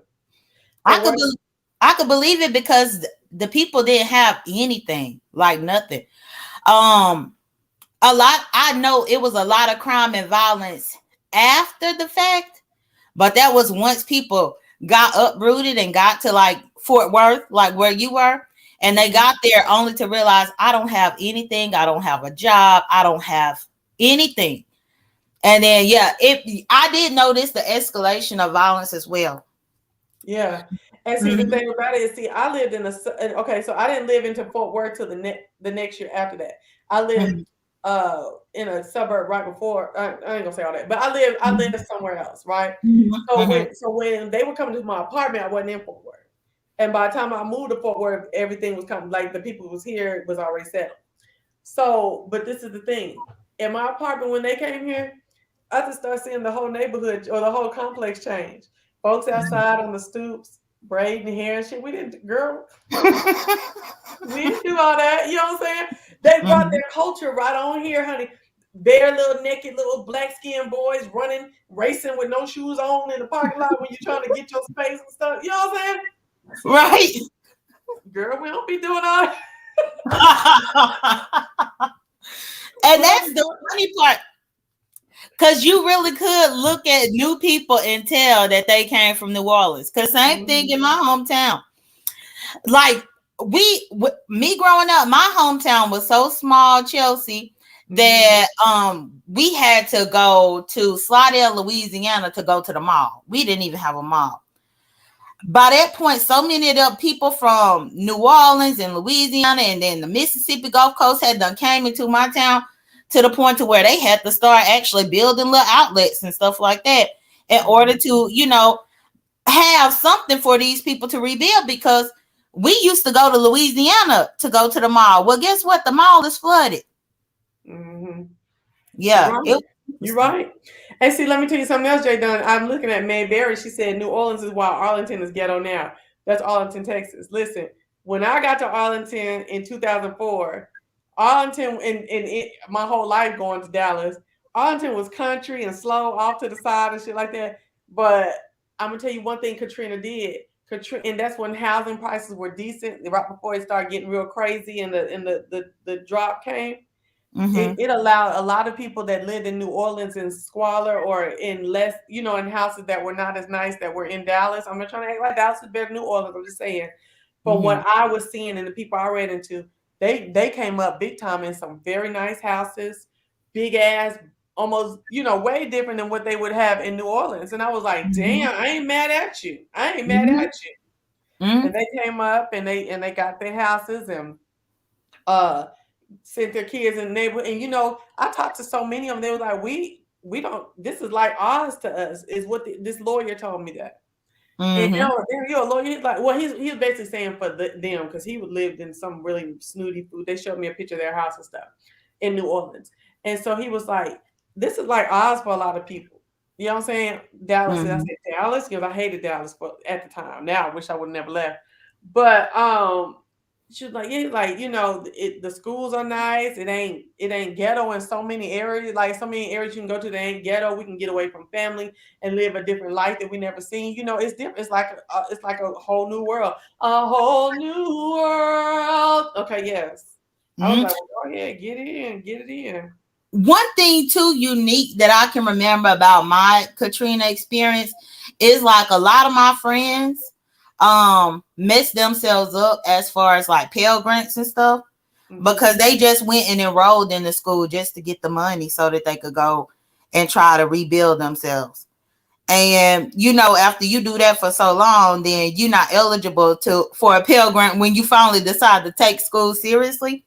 Like a few of people that I graduated from high school with, because Katrina happened the year we graduated. I graduated in 2005. That's when Katrina happened. And so a lot of people messed themselves up as far as college funds and things like that because they basically enrolled in school to get the money and then they didn't even finish their degrees. They left. That's crazy. Mm-hmm. Yeah, it was definitely a money grab. And from folks who may have been living in bad situations in New Orleans, that might have been the only time they would ever be able to come up. And maybe I'm sure a lot of people took advantage of that, and were fraudulent in some things. Right. Absolutely. So, okay, so then you went from New Orleans out here to Atlanta? Yep. As soon as I finished my degree in New Orleans, then I moved out here to Atlanta because I had a job opportunity. Oh, okay. So, were you looking in Atlanta, or what made you want to come to Atlanta? Just the job, that's it? Yeah, because I done told this story up on my channel. I really work in the film industry, and I happened to work the Super Bowl in New Orleans. And when I worked at Super Bowl, they told me that the Final Four was going to be in Atlanta that following year. Or it was actually the Super Bowl happened in February. Final Four was supposed to be in like March or April. And so I had already finished college, so I knew I didn't just want to stay in New Orleans after I'm already done with school. So that's why I was like, well, let me just move to Atlanta and, work the Final Four and see what happens. So it was just a leap of faith type thing. And See, now folks who don't have no kids can do stuff like that. I had a whole bunch of opportunities like that, but I couldn't just uproot my child. Yeah. And that's what I know. Hating. I know. But I mean, now I did have a dog. The dog is my dog done passed away now, but at that time I did have a dog, and yeah, me and my dog, we just had to leave. And I mean, at that time I was in a committed relationship with someone, and I just had to up and leave her because she didn't want to leave from there. And I'm the type of person where it's hard for me to put my life on hold for somebody else, especially if it's an opportunity that I think is an opportunity that I can't just pass by, Did you love her though? I did. I loved her, but she didn't keep her end of the bargain because, Oh, that's my thing. Cause I'm looking at these likes, and baby, we hold on, J Dunn. Y'all playing. I know we having stimulating conversation and stuff like that. But 58 likes, and it had been over 200 people here. I mean, not 200 people in the chat, but people coming in now and stuff that we only got but 58 likes. Come on, y'all. Don't use me like that. Don't use me nor my guests like that. Come on. Go ahead, J Dunn. Yeah, well, I mean, I loved her, but she was originally from Louisiana.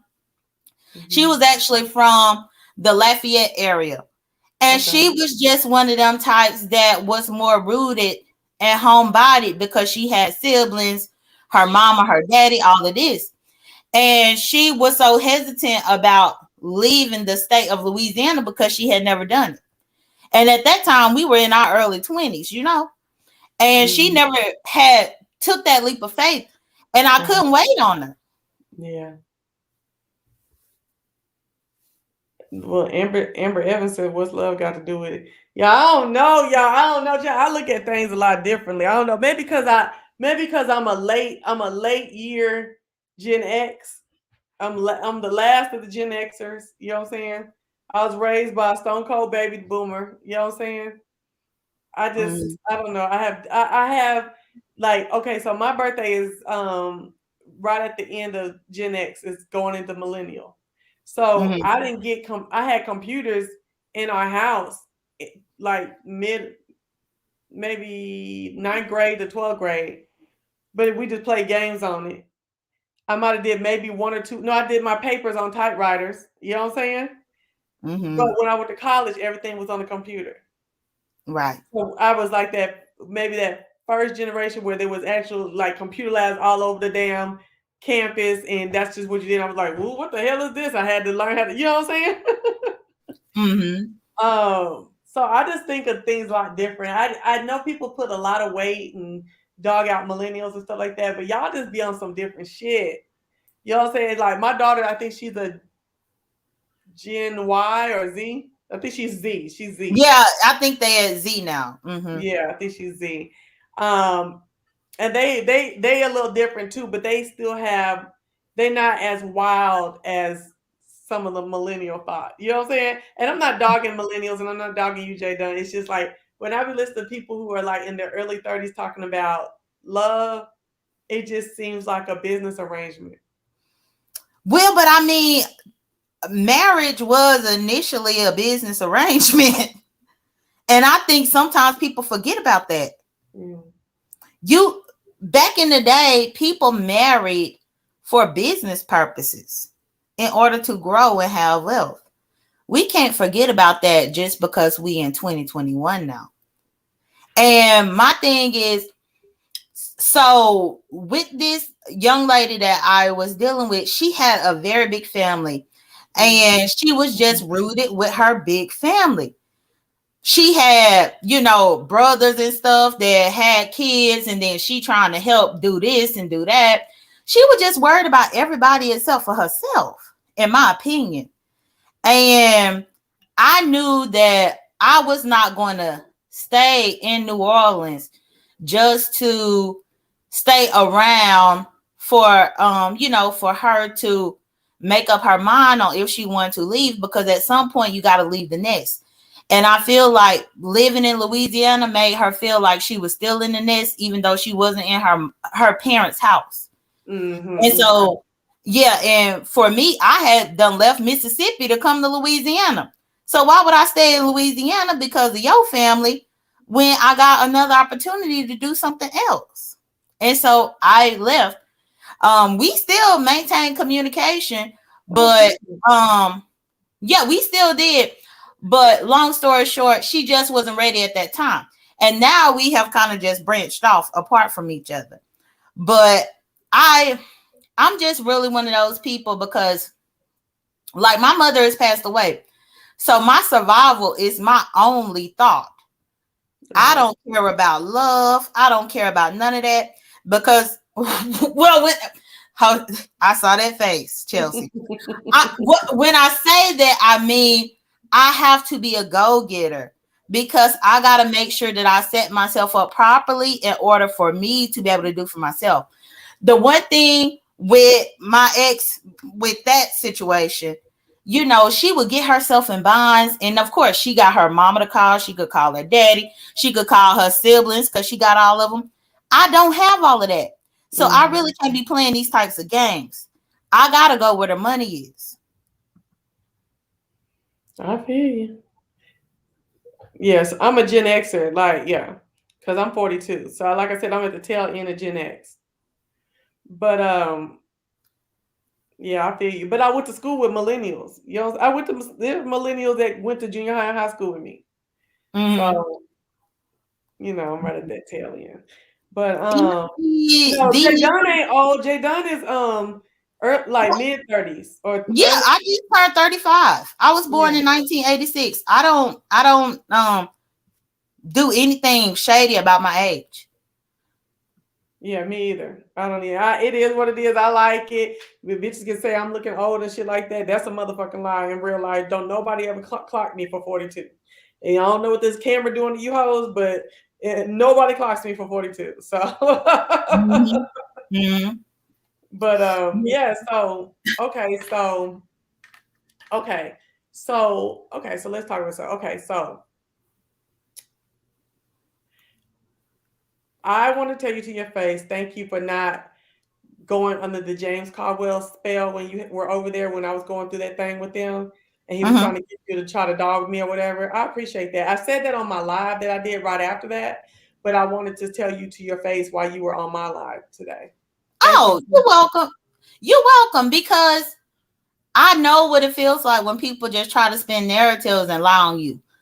And well, he And had already confessed that he had lied. That's what was so crazy. But my thing is sexuality. For me, I take my sexuality very seriously. So I'm really not the type of person to just throw it on people, because I know it was a whole process of me being a teenager trying to accept my own self. Mm-hmm. So I really don't play around when it comes to that type of stuff. So no. I appreciate that. And see, me, I do a lot of stuff. Like I have my hat on like this. I have my hat cocked to the side like this at the damn place I was at earlier. You know, this ain't even no fitted, but I don't wear fitteds. But this, you know, I wear these little girl hats. But I was doing it. That's just me. I don't know. I have a masculine air. That's just me. I look like a girl. I act like a girl. I feel like a girl. But sometimes I just grew up with boys. I'm a little wilder. I wear my little beanie to the side too, like Adabise. What was the jail movie on jail show on HBO back in the day? Oz. Okay. Like Adabise and them, like I just like shit like that. You know what I'm saying? I've always said if I could wear and I love men's clothing. If I could wear men's clothing and still have a man, and the men would still be into me and wouldn't think that I was gay, I would. I don't know. I don't know. And I think that's a lot because as I get heavier, I just can't. I don't know what to do with it. Like I need to be under 180, like 180 pounds for me to do anything real hitting with the female shit. The stomach is just too much for me. I don't know what to do. You know? Yeah, and I totally get that.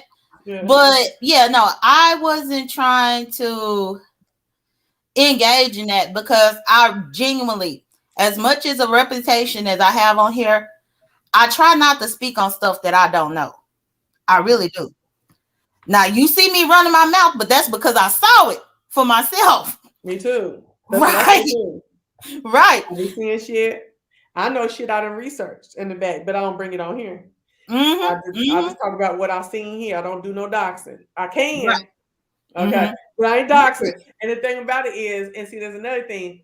All right, when people keep doing little shit, I just save it. I save little shit just in case cases can be made. That's all I do. Yo, man. You really have to. You really have to. So when it came to that, no, I couldn't speak on that. And the thing is, I don't know if you know. Well, you probably didn't know, but if you check my channel, my main channel, J Dunn, it's been here since 2007. I remember you and Sean when y'all met up together. It was another gay dude that that was with y'all. Yeah. I was with all of y'all while I was in college. Really? So, yeah.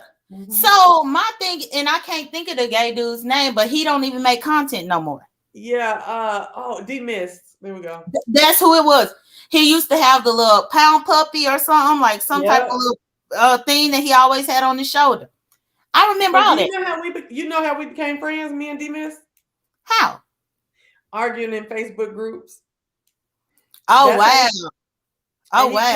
He posted a video on YouTube, and I posted a video one day. We was like, "Oh, we YouTubers," and then we came to YouTube.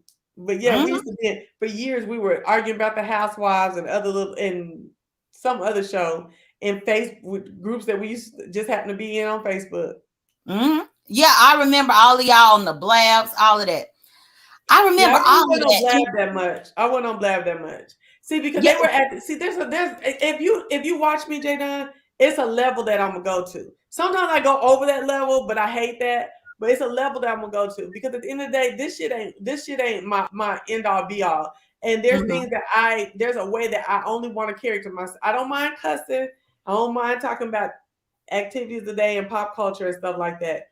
But just acting a motherfucking fool and some of the like vile and disgusting things that people say on here, you're not gonna get me to say. I'm not gonna be able to do it.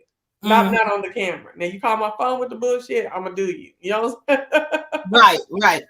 And I feel you on that. If I don't think you're recording me. Right. But and I just say that to say, even whenever all that stuff was being said, I know I was here with all of y'all looking at y'all. I just wasn't doing no content. Okay. Yeah, I made my channel. To be honest, I did made my YouTube channel and actually started getting on here to follow the news and follow Barack Obama. Because whenever I was in college, the election was coming up for Barack, his first term. And I just made my YouTube channel in order to figure out who is this person. And within me trying to, because I got rid of my cable because I was in college and I was working, so I ain't have time to be watching TV nowhere. So I was always here just watching stuff, and that's how I found all of y'all. And I don't recall back then anything about you being gay. Now I do recall back then about you being homophobic, but again, I don't judge you by that because you have not treated me any way that makes me feel that way. But look at who drove that. James Caldwell. He drove that shit because he's always been a hater. See, bitches want to be me. Like he was in Jay Wilson's chat the earlier today, talking about when I was on there talking about who is this nigga. Well, you know, call me what you want, Jay Wilson. Not Jay Wilson, James Caldwell. But I'm a better looking bitch and so-called nigga than you'll ever be. Yo, at all. Call me what you want. But I do them both better than you, bitch. I'm going to call you Nana from now on because you look like an aged-ass granddaddy. Grandmammy, granddaddy, okay? Your shit don't look good, baby. The drag queens don't look like what you look like. Not the ones that's doing anything at all. And I didn't need my mama to pass me down no house to have a house. Get into it. Okay. Go ahead, Jay. Oh, yeah. Well, you know, I ain't going to say nothing about that. But yeah, I remember Fresh Collective and all of that. I remember when Justin J was beating Sean Bradley, and Sean Bradley came and he only had like 20. He only had like 2,000 subscribers. Yeah, and they got into it. I do remember that. Yeah, and Justin might have had like 7,000. The way that I found Sean was through Justin because I first found Justin first. So yeah, I done been here for a long time. Yeah, you have then. You really have. And see, this ain't my channel that was going on back then. This is a new channel. I had this channel since 2017. Yeah, that's how come whenever you have to tell people what cemented means, I already know what cemented means. Because you meant what you said. I meant what I said, exactly. And I was wild back in the day. I done cleaned up a lot. I'm grown now, you know what I'm saying? So I try to keep it cute. I'm a cuss, but I try to keep my commentary cute. But no, my thing is this, and then honestly, a lot of my commentary, I've grown a lot. I'm older. I've been exposed to a whole lot more shit. You know, motherfuckers was talking to me when I was still in Dallas. You know what I'm saying? I was still in the Bible Belt. I hadn't seen a lot of shit. Baby, Atlanta changed my goddamn world. I was like, what? I'd be like, even now they'll be like, what's going on? What is, because anything goes out here. And I'm not talking about just sexually. The fraud is real. The scam is real. The hoochie mama is real. The hoochie nigga is real. The deception is out of this world in so many ways. You know what I'm saying? I would agree with that 100%. And so yeah, that's why I just watch and observe people. But now I've been running my mouth. You know, now that I actually started speaking about some of the stuff that I see. But a lot of the history, I was here when I saw it. I was here when y'all couldn't even do it live. It was just uploads. Yes. Or tagging people up in the video. We ain't got to edit no more, huh? I said, or tagging people up in the video. Where you tag somebody for them to respond. Whereas now we have StreamYard where we could argue up on here. Back then, it used to be what you made the video, tag that person to let them know. And then they came through and they upload to respond to your ass. Yeah, that's right. But that was the good old days to me. You know what I'm saying? Those were good old, you had to work to get your notoriety back then. Oh, I wish you would have been able to come up here when Jay Wilson was up here, because he perpetuating that we was having a mighty good time with each other when I came over to your channel. He did. He was the one. I'm gonna get him about. I'm gonna ask him about that. Yeah, and that was the thing. I was gonna try to come up. I was trying to get my Chromebook and stuff in order. because like right now I'm here on my Chromebook with you. And so that's why I said, give me a minute. But by that point, he had got a call and was about to get down. Okay, yeah. Because Yeah, I wanted to because ask him about that. And I also wanted to ask him about why he didn't took into saying, why he didn't take into saying same gender loving. He won't say gay for nothing. well, my thing that I really wanted to click it for him to be up here was about the fact that he want to try to drag me because it was still daylight, but Bama Yeah, girls. come on, Jay Don. Let's talk about it, girl. I was hollering. I was in my room hollering. Okay. So to be honest, Chelsea, sometimes Jay Wilson will get under my skin on purpose, and I honestly have mastered the technique of getting under his. To be honest, just his name alone, Jay Wilson. Sometimes I will click and see him on the live, and the menace up in me will come out, and I'll be like, "Hey, Mr. Wilson, let me click this. Let me click the link to say something that's gonna piss you off." And that right there pissed him off. And the thing is, I don't like Bama no way. So I was just happy to get up there and try to say that Bama was lying about something, which rubbed him the wrong way because he liked Bama more than he liked me. And so then that's why he got upset. It's really that. So you knew what you were doing. You knew that it was going to be darker. That depending on where you at, things be changing differently, right? Correct. Okay. Correct. Girl, you say you was playing it. Girl, you played that hilarious. Girl, when I tell you I laid on my bed and hollered because niggas was like, what's going on? Like, what? I just knew. First off, I already knew that I think at that time Jay Wilson had me blocked in the chat. So, and I was freshly blocked in his chat. So he didn't want to see me clicking that link no way. But then once I clicked the link and he let me up, then that's whenever I went to go at Bama. And the only thing that I could think of was to call her a liar about the time of day because we on the same time zone. Right. So and you even had me thinking, well, okay, yeah, it should be darker there because they more east. Girl, I was in my head too, like, wait a minute, well, shouldn't it be darker because she in Florida, they more east than us? Like, what? What is going on? Like, you had me playing brain games in my mind. I just knew that Jay Wilson was going to get upset. And that's the thing. He be shaded to me all the time on his platform. And sometimes I just feel the need to, right. And sometimes I just feel the need to get him back. And so that was me just going to get him back because he still is like, well, Jay Dunn is saying that it was dark over here and it was daylight over here. And he still is talking about that, and I just really think it's funny. Oh yeah, he gonna use that for forever, Jada. I don't think that's never gonna go there because, girl, nobody's gonna believe the story that you did that on purpose. Nobody gonna believe it because the way it came out, you was like, no, why? It don't make no sense. Look, it's dark out here. It was. Well, funny. No, but you gotta now, Chelsea. You have to remember, Bama Girl is the same one that tried to fight me in Orlando for the show. Come on, stop. Let's talk about this real quick. Okay, so Jay Dunn, you was invited to go to the show, right? Mm-hmm. For Orlando. For Atlanta, I was invited just like you were. Yeah. Where they just invited you, but you had nothing to do with it. Mm-hmm. Right. Yeah. So in Orlando, you were supposed to be on the show. I was on the show. They filmed me and everything. Oh, okay. So who invited you though? Sean? Sean initially called me, and then I was working at that time, and he was asking me, my availability and stuff, and he told me he would call me on 3-way with Ty to try to get my availability, but he was trying to see if I was available for that weekend coming up. And so then I did a 3-way conversation with him and Ty, and that's how I got invited. Okay.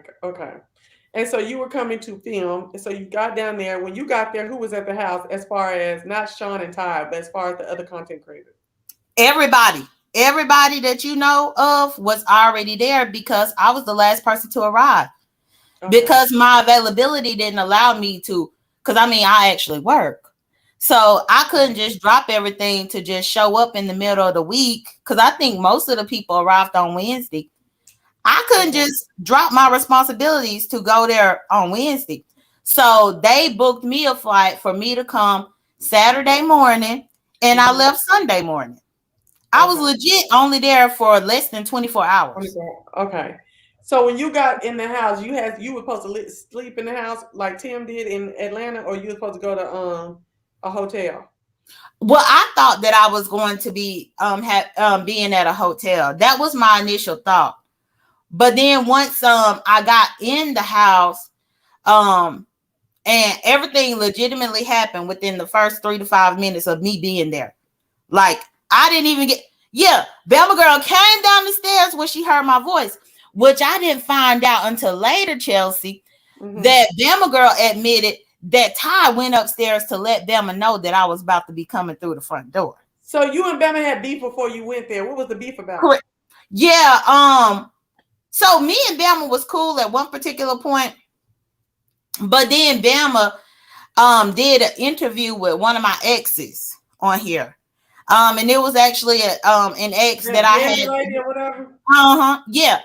And basically was trying to question the domestic violence aspect of that situation.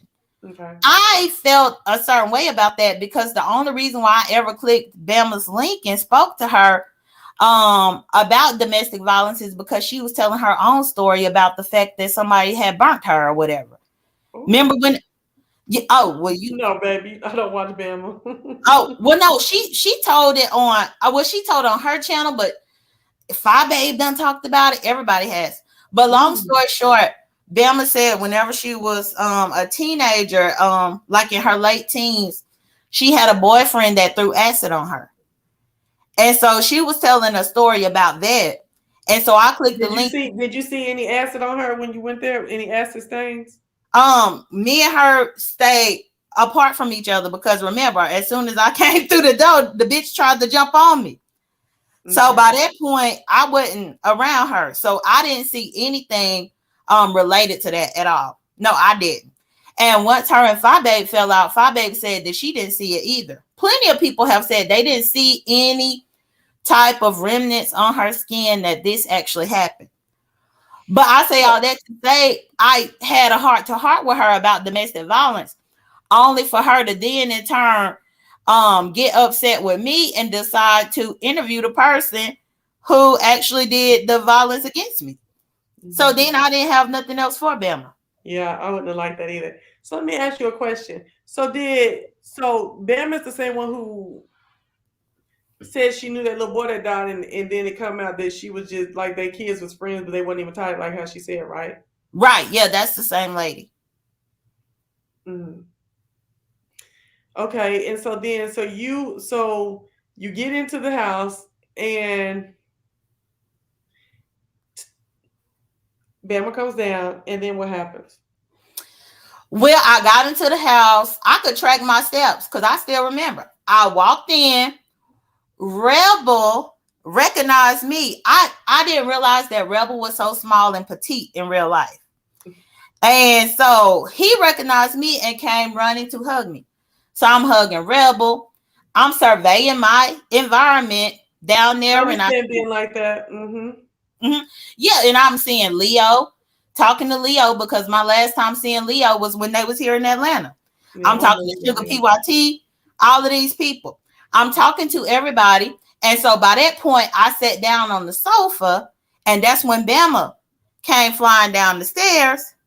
But I didn't know who she was because I'd never seen her before in real life. And she had on a different wig than what she had in her profile picture. Mm. So I didn't know it was her. And once she came down, she was like, this bitch. And I'm thinking to myself, how this lady, because I don't know her, how's she going to call me a bitch? And she was like, this bitch. And by that point, I was like, it must be Bama. So she was trying to run over to try to attack me while I was sitting down on the sofa. Mm-hmm. And it was like other people that was there that was trying to hold her back from me, from her trying to get at me. But it happened so fast. And I'm just really like, is she serious? Because I know that this is a taping thing. So I don't know if this is something that's staged. I don't know if they told her to do all this. Right. I don't even know what my role is supposed to be at this particular point. Okay. I had no idea that she was serious. But yeah, that'll happen. So when she ran at you, who kept her again? I saw something. Who kept her Um, from getting at you? It was pretty much everybody. Sugar PYT, Sean was trying to step in. I know Leo Delani, Sean's moderator, was trying to keep her away from me. I think Rebel kind of stayed out the way. But it was pretty much everybody. Because I mean, it was clear to me maybe everybody knew that she was going to be upset and come running down like that. But again, Chelsea, I could probably see you in Walmart tomorrow, and I wouldn't know it was you unless you let me know that, hey, this is me. You know, so I didn't even know who Bama was whenever she charged me like that. So after everybody held her back, held y'all away from each other, what happened? Then Sean told me to get my bag and go to my room. And that's whenever I had or he wasn't putting me on punishment. I said that wrong. But he was just basically like, he wanted me to get out, he wanted to get me out the way because Bama was acting up. And so I got my bag and I went to my room only to find out that my room door didn't lock. So they was the lock on my door did not work, and so they was trying to push up in my room and throw stuff at me. It was crazy. Yeah. So nobody had, there was no security, nobody. So it was a biased situation. Like everybody was allowing Bama to just wild out. Correct, because at that point it was Bama, Phi, and QB there. You know, they was all thick as thieves, three musketeers at that particular point. And they was trying to jump in your room, QB and Phi Babe too? Well, Phi Babe threw something up in my room and was trying to come in. QB was supposed to be blocking them from out of my room, is what Sean told me. That Sean, because we realized the door wasn't locking, even though they had been there since Wednesday.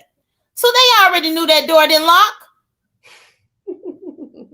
They already knew it didn't lock. So when you did your lawsuit about all of this, well, wait a minute.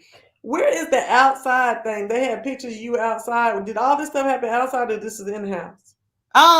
The whole altercation happened inside the house, where they was taking pictures of me that was outside of the house by the pool, but it was still on the property of the house. So were you ever able to move freely and safely throughout the house?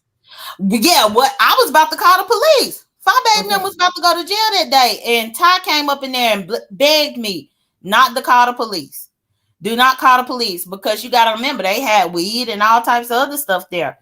And Florida is not one of those states in which you can just be having weed all willy-nilly and whatever other things they might have had there. Oh, so they calmed down after that, after you was talking about the police. Okay. Correct. And then Ty had told me that she was going to get one of her friends who was a security guard or an ex-bouncer to come. And that man did show up. He showed up. And so he acted as a bouncer for the rest of my time there. Good. Oh my gosh. And so what happened? What was Bama's aura for the rest of your time? Because I mean, you didn't leave the house. You stayed there and you left in the morning, right? She still had a nasty attitude. She still had a nasty attitude, but at that particular time, she already knew that they were on film assaulting me, throwing stuff at me. They were on film doing this. So Bama had to humble herself while I stayed there for the duration of the little time that I was there. So now all of this was getting captured by the cameras, and I had a microphone on me that recorded every audio of everything that happened because I had a microphone clipped on me. Right. So when you got her, did you like immediately go after a lawsuit, or what happened when you started this lawsuit stuff? No, I didn't immediately do it. Whenever I got home, I did make some calls about what I could do, and they told me that I would have to go back to Orlando, Florida to report it to the police. What? And this was when the COVID was just happening. Yeah. So what I did was start calling around for attorneys to see what I could do regarding the situation. But it really didn't get that deep until probably about I got back home. I got back home at the end of August, and then probably by October, is when them pictures surfaced of QB taking them pictures. And by that point, I'm like, they already had threw something and hit me while I was there. And now it's pictures of me all over the place. So yeah, I'm going to look into this further. And so I was able to get the NDA, and on that NDA, it was a law firm on there that my lawyers made contact with. And so that's kind of where it was. So where's it at now? At this particular point, a lot of the stuff that I have been told is it's going to be hard for me to do anything to the individuals, but I may be able to do something against the production company. Okay. You don't have to tell me nothing explicitly. Like, I just want to know, like, way up. Okay, so you're still either thinking or actually pursuing something. Right. But it's about seeing what can be done, because at the end of the day, QB worked for a bakery. I mean, what could really be done about it? You know, right. Because they said that I would have to pursue it civilly, and normally with civil anything, the judgment is not any jail time, but more so some type of monetary thing. And I'm just looking at the people that it is. If I gotta pay $6,000 or $7,000, no ma'am, them, right? And I probably couldn't get 2,000 or 3,000. No. Right. So that's kind of where it is. But as far as the production company, there were some things that were not in place in order for that production. So we just looking into that. Okay. So what do you think about like your presence here on YouTube? I'm actually going to go to my room, but I'm just going to move the thing while you're talking. Okay. What do you think? Like, how do you feel about your presence on YouTube? Because it's a long-standing presence. You are definitely a fixture in the B sector community. Okay. I've watched your channel grow over the last year and a half. So people want to hear you. People do have a respect for you. Do they tease you and chide you? They do, but they still want to hear. They still want to hear you. You know what I'm saying? And you're not like me, like the last person they come to when ain't nothing going on in the sector. You know what I'm saying? You're a step or two above that. So how are you feeling who you are on YouTube right now? I mean, I just come on here whenever I feel like coming, to be honest, Chelsea. Okay. And I do feel like people are blatantly disrespectful. Right. Yeah. But that's the reason why I feel even more, I feel like it's even more important for me to continue to just keep receipts to document. Because to be honest, people had this skewed view of me because of things that other people said about me or my presence here, because they are listening to something secondhand and they weren't here when it actually went down. It's almost like what me and you just discussed, where there could have been a time for me where I could have believed the stuff that James and Sean them said, but I was here during that time. So I couldn't believe those things about you because I know I was here and I saw it myself. Where you have so many new people who are coming who are not here. So they're going to believe whatever they want to believe. All I can do is produce the receipt to vindicate myself, and either you're going to take the truth as it is or you're not. That's how I am too. Like I thought it was fun bringing that whole is she lesbian, is she not, woo woo woo. I thought it was fun because I know that I'm not. I know anybody who got good sense and watched me can tell that I'm not. You know what I'm saying? I'm laughing because these so-called pillars of LGBT and representing and gaining respect was playing with it as if being a lesbian is something, you know, that someone should be ashamed of or would try to hide. You know what I'm saying? For whatever reason, you know, even though we know people do stay in. Oh my gosh, look at this. I ain't got no whatchamacalls in here. Okay. I just kind of felt like that was just super whack. And I said, I'm going to make the best of it. So I dragged it on for a couple days till I got, I actually named a number for myself for the subscribers that I wanted to come up on. And once I got there, I just came and claimed victory. You know what I'm saying? Like, and baby, and what killed me is when James admitted that he had lied about having heard me say that I didn't have some sexual exploit with women. I said, baby, that's you over. Like, you are never, like, he's not even my opponent. Like, show me my opponent. Like, when we said we was out here, we had that $1,600 for anybody who could show me video proof. Anybody, because it's so many people that ride for James.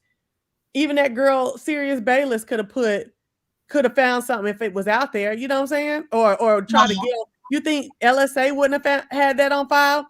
So I was like, yeah, we had talked behind the scenes, some of my people, and then people came in the chat telling me I got money on it too. I was like, oh, okay, shit. And we was like, we're gonna run this $1,600. First person can bring me a video of me saying I ever did anything like that. And then he had to confess that he was a liar. And girl, that's victory for life. Mm-hmm. He can't never say nothing to me again, ever, ever. Victory for life. Mm-hmm. And that's the thing. Like, it's so many new people that come in here. And so all they could do is go based on what they done heard other people say about you. Right. But I feel like this. If you truly want to know the truth, then you will subscribe to my channel and pay attention when I address it. But if you just one of those people that just want to believe a lie, then I can't change your mind about that. Right. And then I want to say one more thing. James is such a hater of mine. He hates me so much because he's jealous of me for some reason. Always has been for years. He even wanted to call my ex-boyfriend gay. That's what's so funny. So he'll say anybody's gay when he's mad at them or an offshoot of them. You know what I'm saying? And I just think I don't understand how people are so in love with him, because that is such a detriment to the LGBT community, that people calling gay people calling gay folks gay as a to besmudge as a way to try to besmudge them. But then ask for people to take LGBT seriously with respect and in allegiance. You know what I'm saying? Mm-hmm. No, and I agree. And that's the thing with as many women that I have feuded with or battled on here, me coming on here and trying to call them gay or dyke is never on my list of things to do, because me doing that is me telling myself that there was something wrong with who I am. Okay. So let me ask you something. Okay, go ahead. Finish what you're saying. Well, I was just saying, so that now I don't tell nobody how to fight, so that's why I just stay out of it. But that is not a route that I take to fight, because it's almost like, oh well, I don't think it's anything wrong with being a lesbian, and if people say that they're not, then they're not. And not only that, but you got a kid, so, and I'm like, but she got a kid, and it's crazy because I think I don't do it too, because so many straight women on here try to use my lesbianism against me and say that the reason why I'm beefing with them is because I like them. And it's like, no, I'm beefing with you because you said something out of order about me, or you said something out of order about my life or whatever. But they quick to do that too. They are. So let me ask you something. Okay, first of all, I did get some breaking news real quick. Hold on, let me tell y'all what I just got that just came up. Rico revealing the wetness on his drawers, says he just got his ass ate. So I guess that's what that was. I don't know. I just wanted to let y'all know that. Okay. Now, J Dunn, at one point you was on here talking about you a grown ass man. Do you see yourself as a man? No. And I answered this a bunch of times. Oh, but no, it's okay. When I say that, I'm strictly speaking on the fact that I have had to co-parent children with women that I'm with because the man is absent. That's all that I mean by that. And I think we kind of talked about that whenever you were on my channel that day. Because I mean, if I'm getting school uniforms, if I'm going to the softball games and the soccer games and taking you to practice and all this kind of stuff, I am essentially fulfilling the role that man should be doing, but he is not doing. And so that's the reason why I say that. But not because I think I'm a man or I want to transition. No. Okay. And so what was I gonna say? So okay. So okay, so when I over the last couple of years, as I'm becoming more familiar with the LGBT community and stuff like that, I'm starting to know that a lot of terms us growing up using for gay people are just are becoming unacceptable nowadays. Well, we know the F word ain't gonna work, right? But I heard someone saying that bulldog ain't gonna work. Bulldagger is offensive, Okay. but to be honest, that word typically within the LGBT community really describes a lesbian who is like over 50. There was age to that word. Really? Like how does the word bulldagger apply to someone who's older? Because back in the day, that's what they used to call each other back in the day. Oh, just Now because they were older. right. Mm-hmm. Like now you might couldn't offend a lesbian, a young lesbian. If you called a young lesbian a bulldagger, it's probably going to be offensive, but they probably going to laugh at you because that's for old lesbians, not younger lesbians. Okay. You see what I'm saying? Right. I got you. So what about, and then I just heard you say dyke. I don't use dyke because somebody told me that's not it. That's what, when we were kids, the I guess like the older folks would be allow us to say. We couldn't say lesbian girl. Lesbian like, what bitch, I'll slap you in your little bitch, I'll slap you in your mouth. You know, don't be talking like, you know, and now we get older, I'm like lesbian, like they don't even sound like no cuss word. But yeah, or no like profane word. But baby, they'll slap the hell out you saying lesbian and gay. Oh my gosh. But anyway, go ahead. Well, as far as dyke goes, now dyke is typically offensive across the board, whether you old or you young. Okay. But you are a fan of Houston Bread, and me and Houston Bread had a really in-depth conversation about it, and essentially we reclaimed the term dyke. Okay. Just like how Black people have reclaimed the term, the N-word, you know, whenever it comes to us, where it's supposed to be offensive. We had a really good conversation about it, to the point to where we started a show that we had. It was short-lived, but it was called Dykes on the Loose. And we reclaimed that term. Okay. We reclaimed it. So yeah, so we not offended. Houston Bread ain't offended. I ain't offended. I done talked to older lesbians on here on YouTube and, you know, explain to them. And it's just basically like reclaiming a term that people would try to degrade you with. So J Dunn, have you ever liked a boy or a man? Never liked him. You didn't have no time for him. Like as far as relationship. Okay. No. I came out at 14 and I was actually forced out the closet because my girlfriend, by that point, my mama had finally got us an at-home computer, and I had my Yahoo Messenger or my AOL or something up, and my girlfriend started messaging my mom on there. And that's how I ended up being forced out the closet. She started messaging your mama on purpose. She was looking up your mama and talking to her. No. You got to remember, back in the day, it was dial up. So anytime that the computer dialed up, the apps and stuff opened. So my AOL Instant Messenger opened and showed me online, even though I wasn't on the computer. My mama was checking her emails and stuff. Right. So then my girlfriend messaged thinking that it was me because it's showing me online. And my mama read what she was sending me. And that's whenever I got a confrontation about it. And that's why yeah, she was accepting. It just took her a little bit of time, but she was accepting.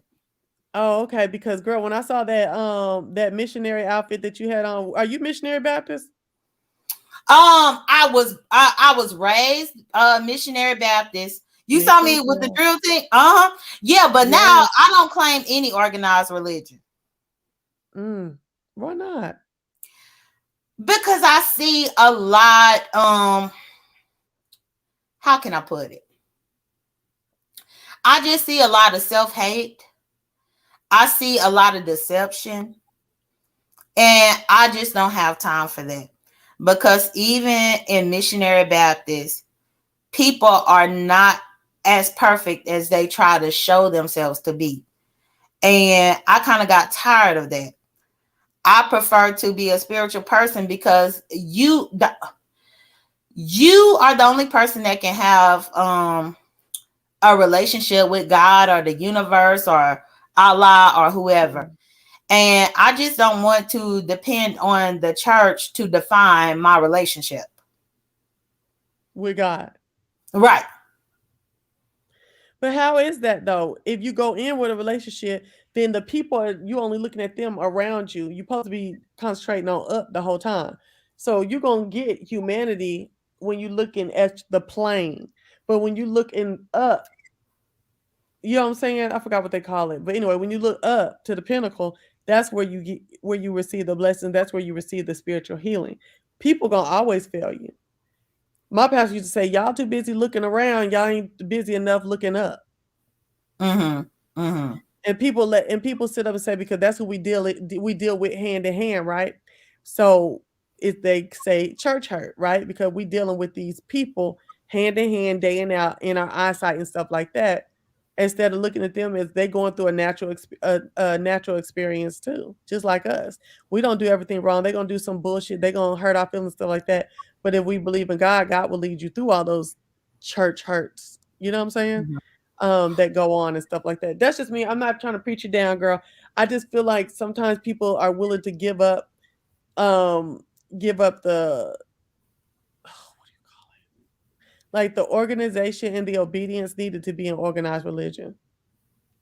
And I feel you on that. I think my thought process is slightly different because my grandpa was a pastor of his own church, and his church actually got destroyed during the Hurricane Katrina. And then my uncle is also a pastor, and then I have several of my uncles who are deacons and things like that. And I see their imperfections, but then I also see well, my grandpa has passed away at this point, but everybody else is still living. But I see their imperfections, but I also see them struggle to try to keep on this persona. And I just can only imagine that no matter what church you go to, there is a human being that is trying to keep up a facade just because. And so I just prefer to steer away from that. Okay. Well, to each his own, and they call that free will. You know what I'm saying? So I get it. But girl, missionary Baptist, my shit, we used to recite the church covenant every Sunday and the Beatitudes. I used to know every Beatitude. Ooh, I can't. Oh, y'all did too? Yep. That drill team picture, I think the one that you talk about where Jay Wilson said I look like Spanky. That drill team picture, we used to have these step routines that we used to do reciting the Beatitudes. Yeah. I remember I can remember them here and there, but I can't remember them in order. Yeah. And I remember some of it. I forgot the church covenant too. It used to be real long and big, and everybody in the church, not just the kids, everybody had to do the church covenant and the Beatitudes every Sunday. And like my church, there is also this poem called "Don't Quit" that they used to have us say. Really? I remember "Don't Quit" that poem. My mama had me reciting poetry. Girl, I have to post my picture on my community wall for you to see. Girl, I was like 4 or 5 years old reciting the crucifixion. I was reciting the creation at 4 or 5 years old, from church to church to church, in my dress with a microphone up in my hand. Girl, I was that church girl. Missionary Baptist. I feel like Missionary Baptist did a lot of drilling and teaching kids. I really do think so, because I learned a lot. Like I said, I was the only one in my whole house, and I was a kid that went to church. I called the church band to come pick me up, and then they brought me home whenever they brought me home. You know, I love church, and honestly, I've kind of gotten out of that. Like, I love church in Dallas as Brooklyn. When we first got here, Brooklyn was like, "Mom, we ain't going to church. What's going on?" And then like years went by, she was like, "This is crazy. I ain't tripping because I ain't trying to go no way, but I am surprised Joe butt ain't in church, because baby, even in Dallas, we was in church 3 and 4 times a week." But it's when I got out here, it was. See, I don't like going different places talking about church no way, because they don't sing the songs the same.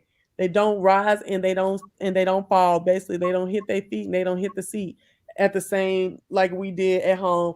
And I'm be honest with you, like it's a lot of stuff that I see and people lead and stuff that in my churches that I grew up with, it would not be going on right now. Oh hell no. And it's just too different from me out here. And I hate that I'm not in church. And I feel you too with that, because I think me seeing, the people in my life who were like these figures and leaders of the church and their imperfections, that molded me to my thought process now. But then also, once I graduated with my degree in film, and I was living in New Orleans at that time, and I was just visiting different churches because my mama had just passed away at that point. So I was trying to seek refuge in a church, but I couldn't find one that I fit with or that fit with me. And I remember going to this one church where I was invited to come to this church, and I went. And my first time visiting, they tried to make me join the church because they wanted me to work on the videography for the church. Oh, yeah, they do that all day long. Yeah, because it was one of the churches that's on TV. And I'm like, how do you not let me feel in tune enough with this church in order for me to become a member? Don't pressure me to be a member because you want me to do some work. And that right there kind of turned me off.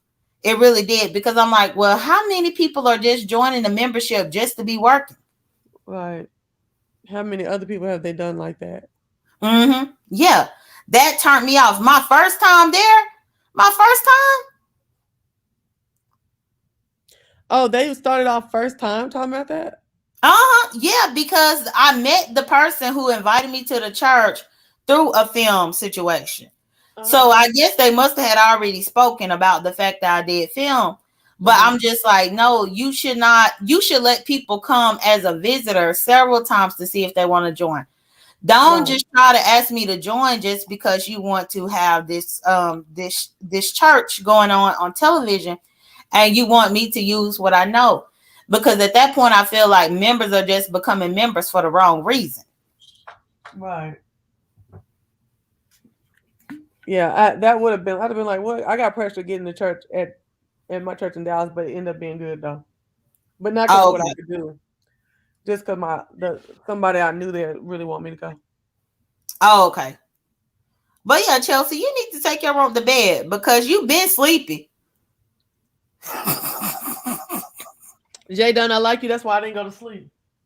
Oh, girl, I was just trying to answer all your questions. I go to sleep on here in mid-sentence.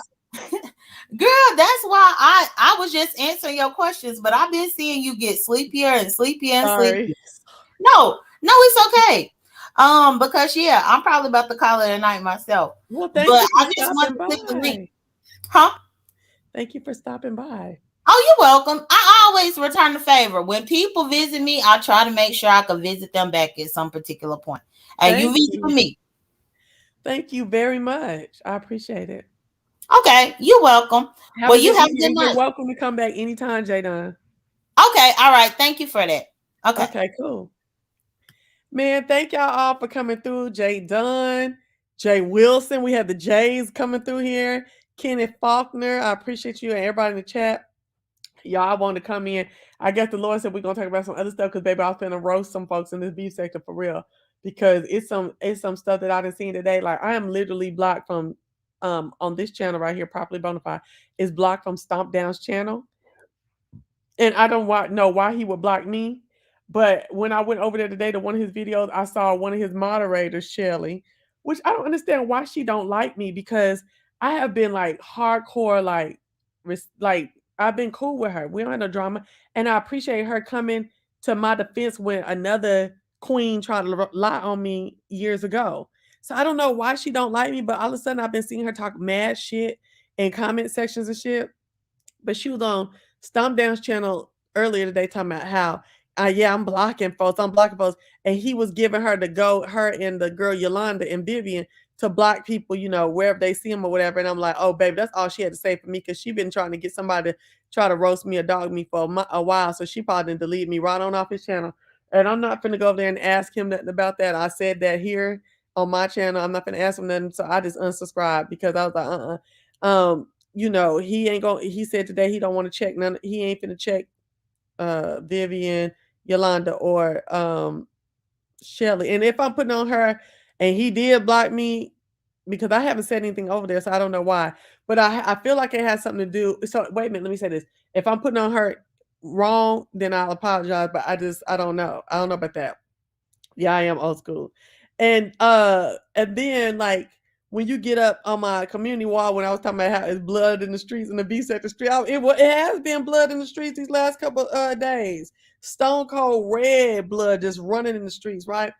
But I just feel like I saw wrong on all sides. And I think that's why she felt like she could say, oh, this is the reason why we should let her go. If she is the one who blocked me. Because she been talking shit, so that's how I figured that. And then she was saying, yeah, I'm blocking motherfuckers. Don't worry about it. I'm blocking them. I was like, okay, girl. But I definitely I don't give a fuck if it's stomped down, fire babe, whatever. I'm looking at all sides, QB, all of them, and I've seen some bullshit on both sides. And that's what I said. I'm the only one who comments on this. Well, I'm not gonna say that comments. I'm the only one. I guess I'm making myself in a little bit into mainstream B sector, but I'm not a B sector person. I will comment on them.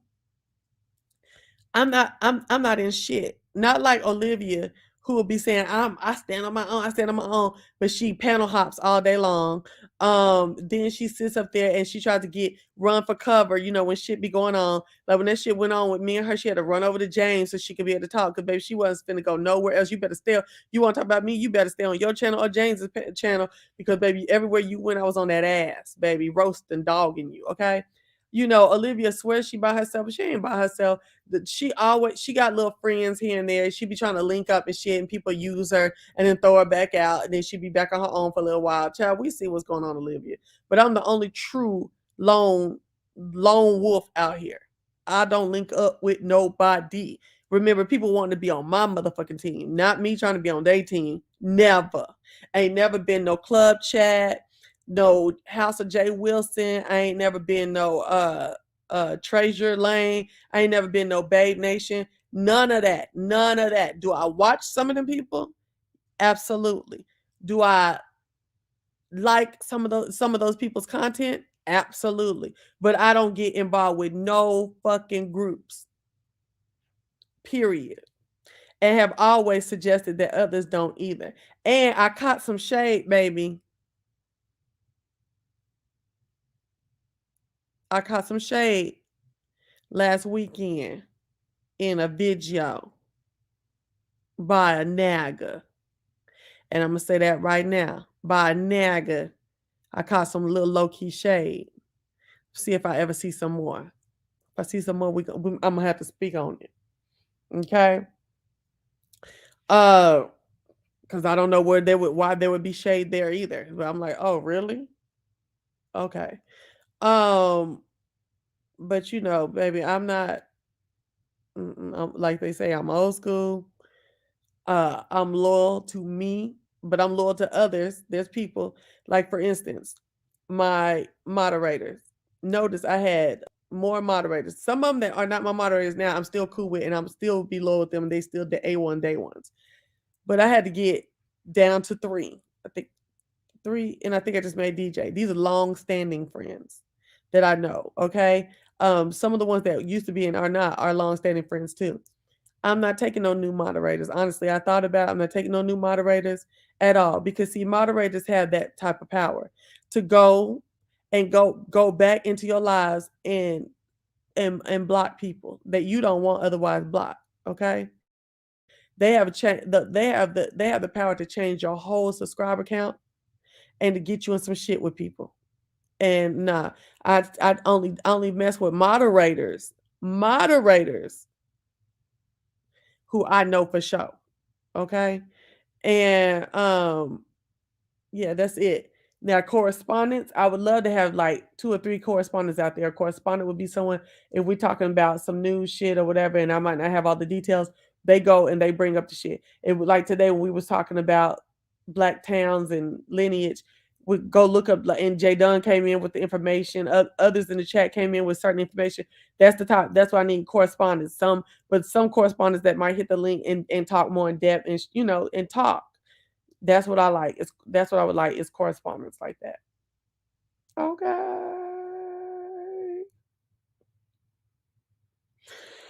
Well, yeah, honey, I ain't worried about none of these clowns. No, these people, they just, matter of fact, I said, I was trying to think about, man, I might just take a hit to the channel and just do a direct pivot. Because some of this stuff is too stupid. A lot of this stuff is too stupid. And I'm not talking about just B sector. Even some of the stuff I'm going to talk to y'all about later on this week. I'm going to do another triple L. I'm going to do another triple L. Where I always go through my Instagram and stuff like that. We got a little off track today, but it was good. It was good conversation. I love it. It's a shame that people didn't want to stay, in the 200s and 300s and stuff for that conversation. But it was a great conversation. So, yep. Again, I thank y'all for coming by. I'm out though because I'm tired, and I'm trying to get up in the morning and exercise. Because I got a lot to do tomorrow. So I'm going to talk to y'all later. God bless you and good night. Thank you again. And remember, my motto is they may not buy in, but they will look on. Hi, James. All right. Bye.